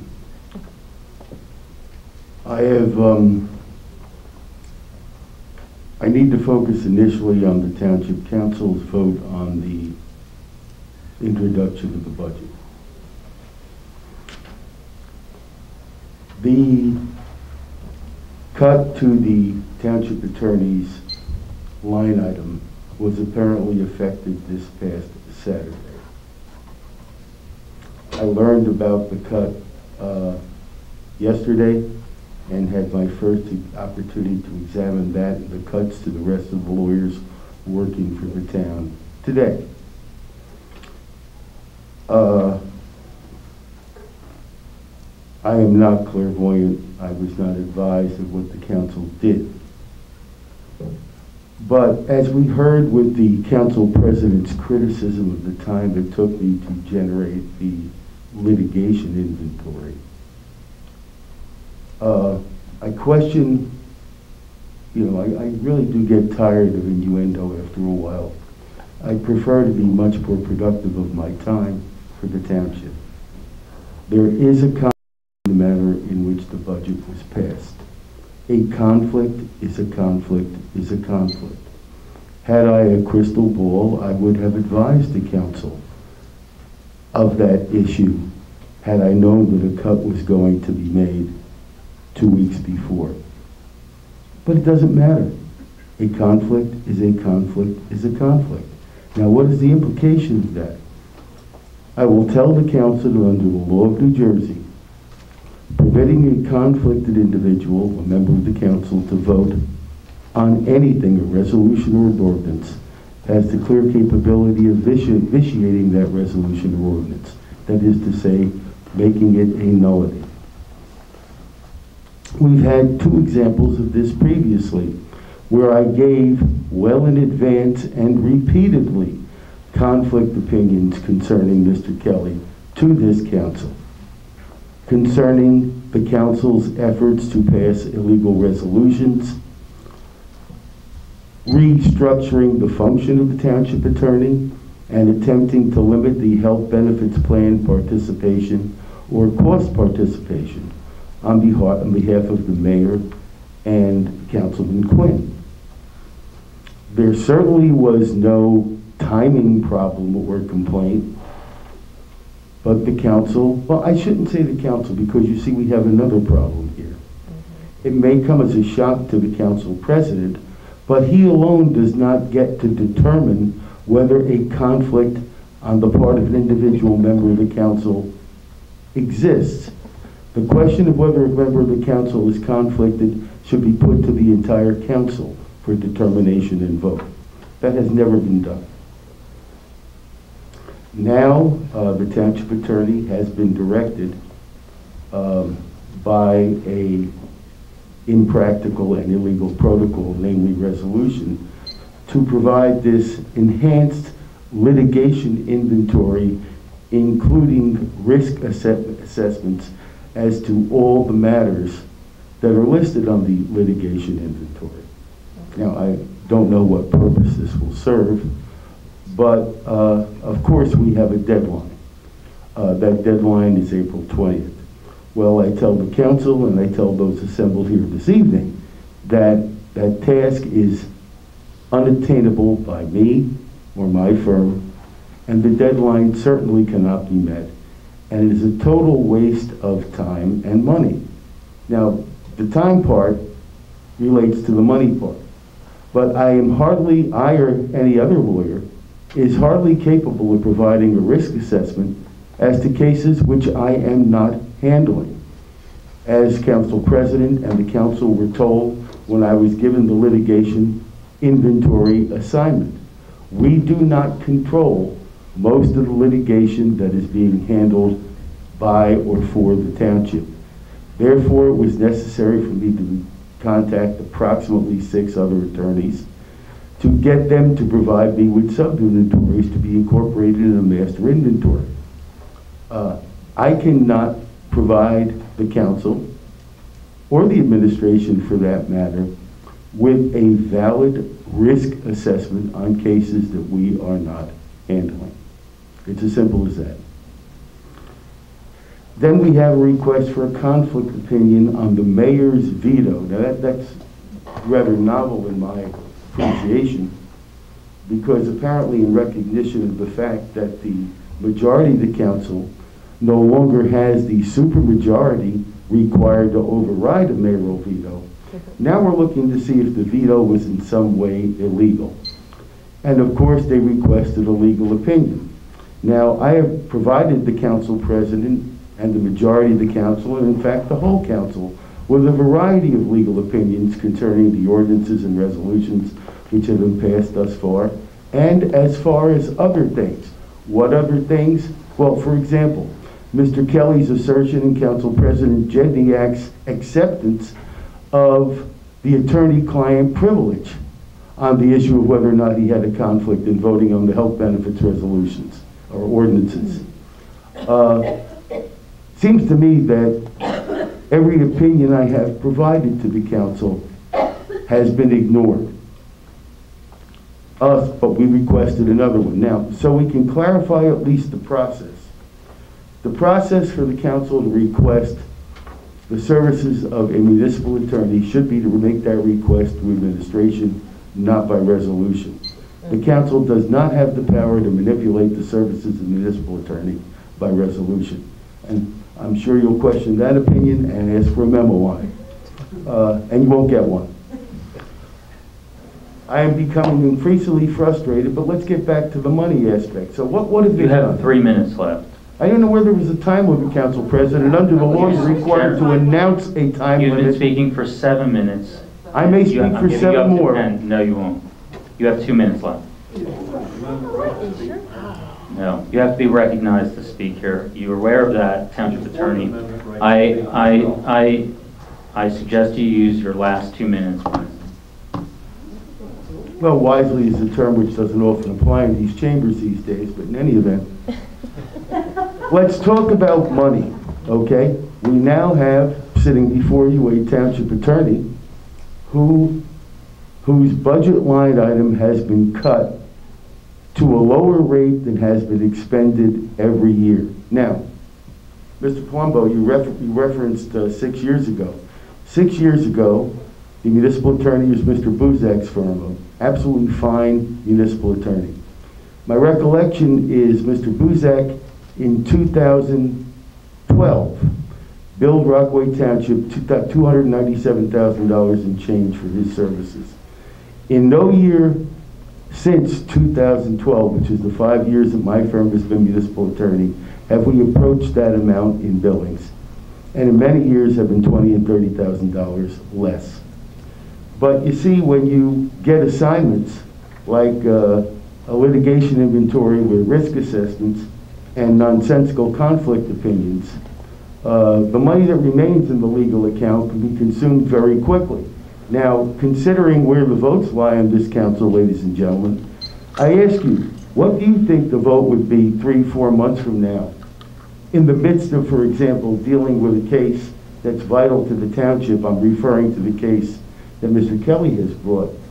When the township attorneys suddenly run out of money to do any council business, and when the administrator brings a transfer resolution before the council asking them to increase the line for the township attorney so that the business of the township can be attended to.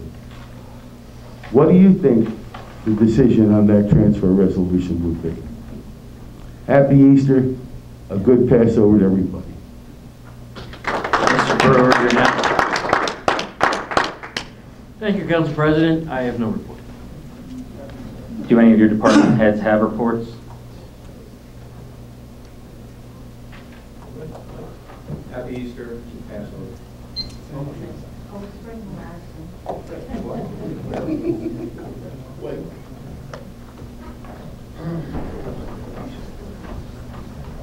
Next item on the agenda is item number 16, open to the public. Mr. Jekyll, Frank Jekyll is next on the list. Please state your name. Oh, I'm sorry, before you do that. Ordinance 2-5.14 requires that any comments or questions made during the public portion of the council meeting must be addressed to the council as a whole and not to any individual council member. The failure to comply with this ordinance may result in the termination of further opportunity to address this council at that session. Our ordinance provides for 5 minutes. At the 5-minute mark, the expectation is that the individual speaking will relinquish the microphone to the next person so that they have their opportunity to speak. Mr. Jekyll. Thank you. Frank Jekyll, 16 Face Court. I just wanted to take a minute and talk about the Rockaway Township Police Athletic League. I don't know whether any of you know much about it. It is a quasi-independent organization because it is not funded by any money from the township. It's funded totally by monies that it raises through fundraisers, and I'll get to a fundraiser that's coming up in a minute.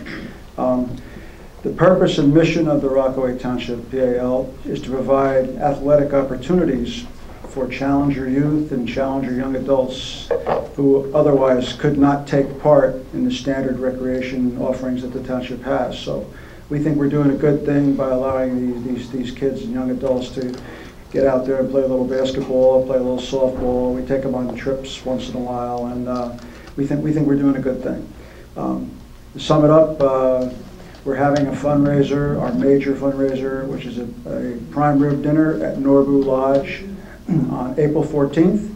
And we'd like to invite anyone who wants to attend to do so. We'd like to get your support.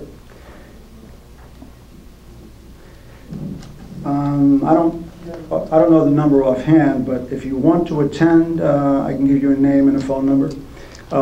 Tom Dobbins from Lake Telemark is a guy you want to call. You can reach him at 973-627-5296.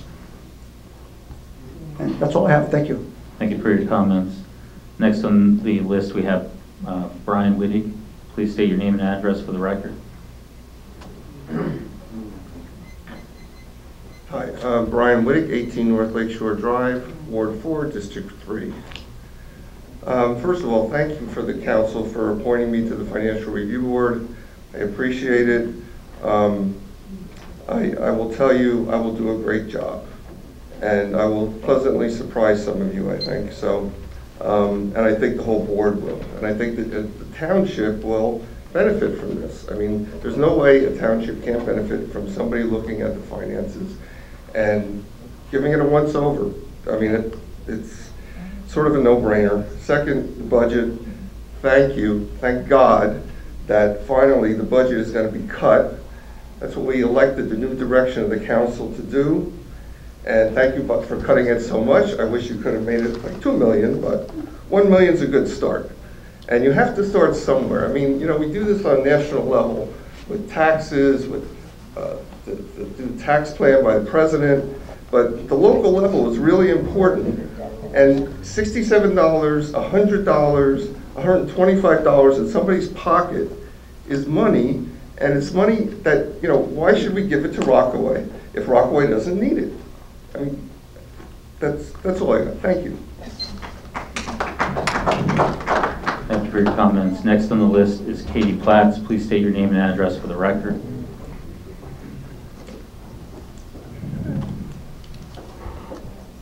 Hi, Katie Platts, 2 Holloway. I was sort of surprised, based on information I received about this Saturday, that there were well wishes for Passover.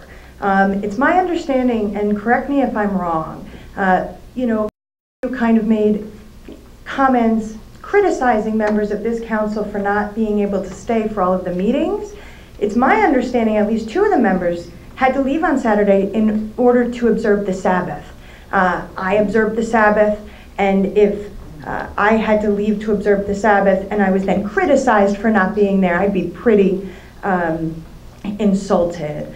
So is it correct that you continued a meeting when at least 2 members had to leave to observe the Sabbath on Saturday, President? Is that correct? I'm asking you a question. This is your opportunity to speak. Exactly. This is my opportunity to have a question answered. So is that correct? Yes or no? Are you refusing to answer? Please continue. Are you refusing to answer? It's funny because your colleague on prior occasions has made this exact point. There's no prohibition, so I'll take that as a yes. And I'll take it as the fact that you don't want to acknowledge to everybody here in the Township of Rockaway that you don't observe or respect religion. Because otherwise I would imagine that when people have to leave, if people had to leave to go to church or go to temple or simply to go home, that you would maybe take a break and let them do that instead of thereafter cutting our police department significantly. That's really important to me. You know, I understand that all of you might not have children or that you might not really care about the children in town. But my children and Councilman Sackett's children and Councilman Puzio's children are in, and Councilman Kelly's children are in the schools. And my children in Copeland, my daughter, had to undergo pretty significant drills because of shooters. And I was at a prior meeting where we were talking about how Rockaway really wants to put officers in the schools and armed officers. And I think you actually were a police officer, but I guess you're participating in slashing of the police department. To me, it's really important that our schools are safe and that my children are safe. And even if we live in a fairly safe neighborhood, I really want to make sure that my kids, when they're at school, hopefully have a police officer there to protect them. That my daughter spent this weekend marching at 12 and 9 because they really believe in the necessity to argue that they should be safe in schools. And you have just cut our police department so that potentially you can't say that the Board of Education is going to cover that. There's no, I don't think there's anything that we know that that's going to be done.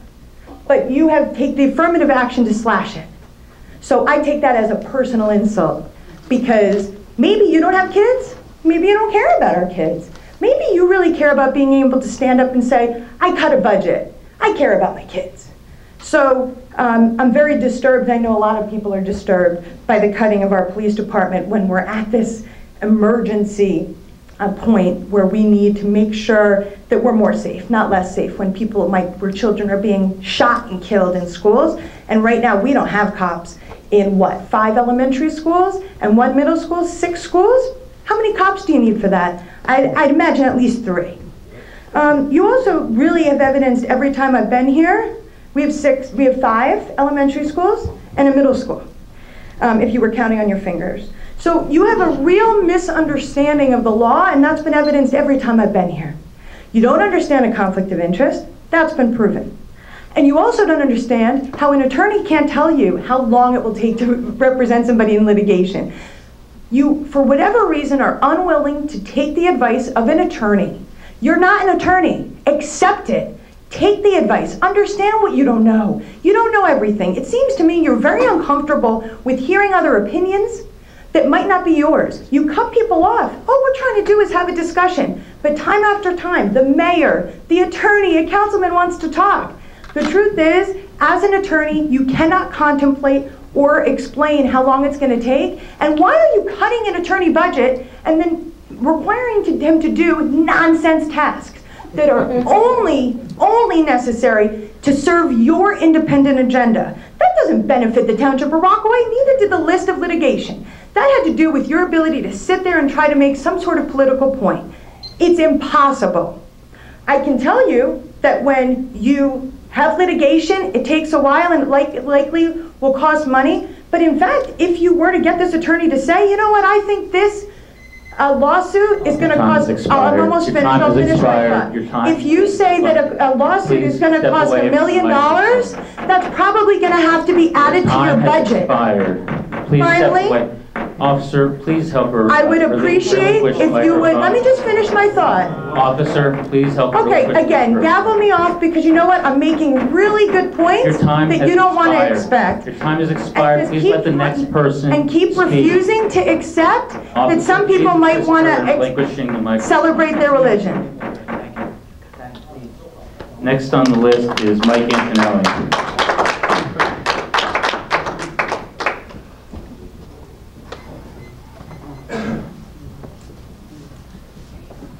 Mike Antonelli, 9 Timberbrook Road. The council advertised for residents to send in resumes to apply for volunteer positions on certain municipal boards, such as the Board of Adjustment and the Financial Review Board. The instructions were to send resumes to the council president and the municipal clerk. These are positions appointed by and voted on by the entire 9-member council. I, and I'm sure the residents of Rockaway Township, would like to know why the council president and/or clerk were the only ones to review these applications, not giving all 9 council members the opportunity to review these resumes, or to even know who sent them in the applications. Did the council president expect the council to vote on and approve the appointments of only those applications chosen by him? How does this fit your total transparency program?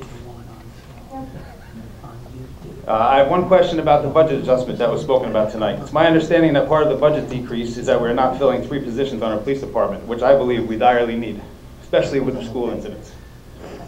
So that would tell me this is going to cause a good amount of overtime covering these posts with 3 unfilled positions. So I guess my question is, are we losing or not filling 3 positions to only save $67 per household on a $300,000 valued home? Last thing, it seems like you directly opened us up, our town up, to a lawsuit, which is unacceptable, letting Councilman Kelly vote on the budget. Thank you. Thank you for your comments. Next on the list is Lisa Salberg.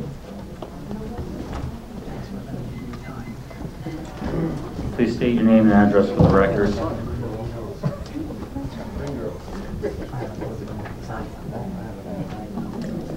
Lisa Salberg, 10 Bergen Hill. Number 1, I'm still waiting on an answer as to how many dollars in legal expenses have been expended on behalf of litigation brought about by members of the town council. Been my 3rd request. Still haven't heard from you. Waiting for a call. That's number 1. Number 2. When anybody's serving on an advisory council, an advisory board, a town council, anywhere where you're making decisions where there could be a conflict, I do this in the medical realm all the time. If you have a perceived conflict of interest, it is beholden on the individuals to notify the people that they're working with that they have a perceived conflict of interest. Or if they are notified by outside sources, such as an attorney, that there's a conflict of interest, it is not only the professional thing to do, it is the legally professional and correct and legal thing to do to recuse yourself. You seem to think that you're an attorney up there and you can determine who has conflict of interest and who does not. I think you're wrong on that, and I think you are putting this town in jeopardy of legal action, as well as it's time. And it's time to take steps further because your actions are dangerous. and they're putting this entire town and our entire tax base at jeopardy. The Attorney General will be notified. Get ready for a letter. Thank you for your comments. Next on the list is Pat Degnan. Please state your name and address for the record.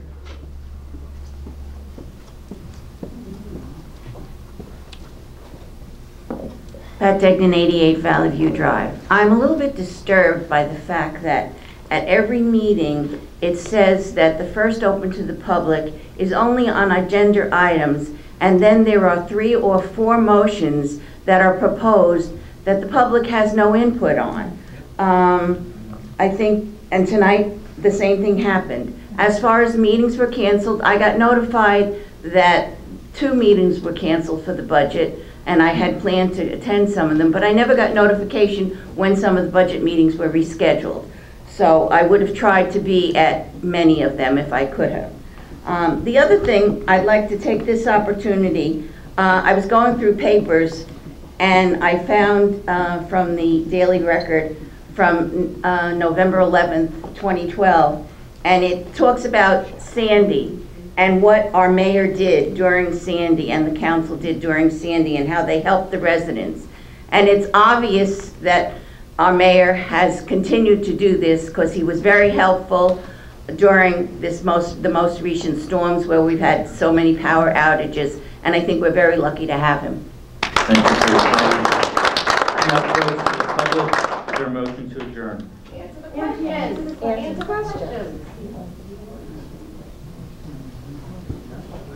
With regard to the comments by Ms. Degnan about budget meetings, all 5 budget meetings were scheduled around the same time as the budget presentation. They were all placed on the Township's website agenda section with all the agendas for those meetings well in advance of the first meeting even beginning. So that's the place to look for both the meeting dates and you would have seen the cancellations. There was no rescheduling. The remaining 3 meetings were already scheduled.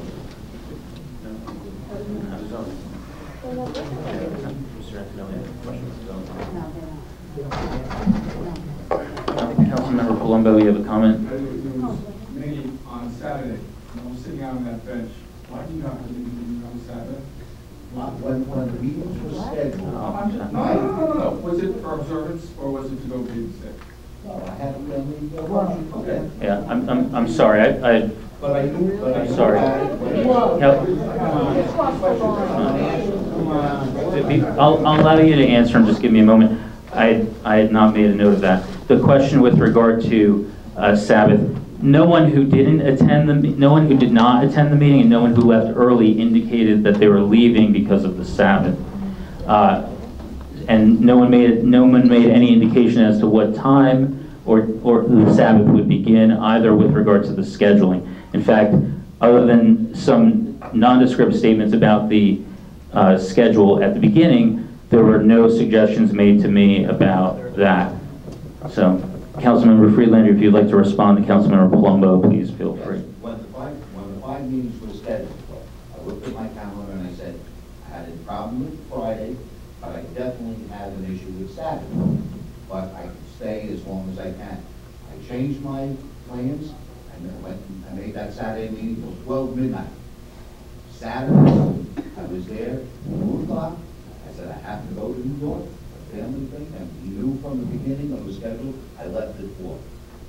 I said, move up the things that are important in the beginning, because I'm leaving at 4. And that's what I told them when it was scheduled right off the bat. Councilmember Palumbo. Not even disputing that. The allegations that Councilmember Friedlander, please let Councilmember Palumbo respond. On the microphone that we were not respecting the Sabbath or the wishes of people who, and I'm not criticizing that, but it was not for the reason that was put forth to this council. The first discussion of Sabbath was brought up by the member of the public who stood here today. Prior to that comment by the member of the public, there was no discussion of that for the month that we had planned these meetings. So with that, is there a motion to adjourn? What about the other question? Yeah. What about the other question? Mr. Antonelli, I just had a question on how the appointments are for the fair question. That's the if you have an ordinance that are there, if you can at least guide. So all of the appointments for zoning board, financial review board, requirements, how they're made, who makes them, are covered in Chapter 2 of the Administrative Code of the Township Code. With regard to council appointments are placed on the agenda. They're placed on the agenda by the council president. Different than previous years where you would simply come to a meeting and see a name there. We have advertised these positions. We've received resumes. If there are 4 positions, or in this case 6 positions, I've gone through those resumes. I've looked at them and picked out what I thought were the 6 best. I put them up to for the council for an up or down vote. And that's how we arrive at the appointments we have that are council appointments. That's not true. So, is there a motion to adjourn? Is there a second? Is there a second? Motion by Councilwoman Abrahamson, second by Councilmember Smith. Clerk, please call the roll.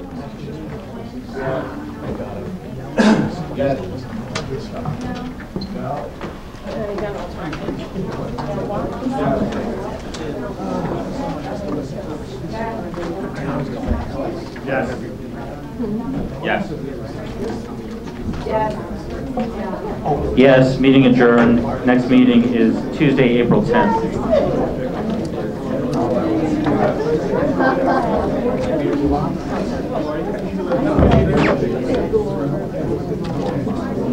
Yeah.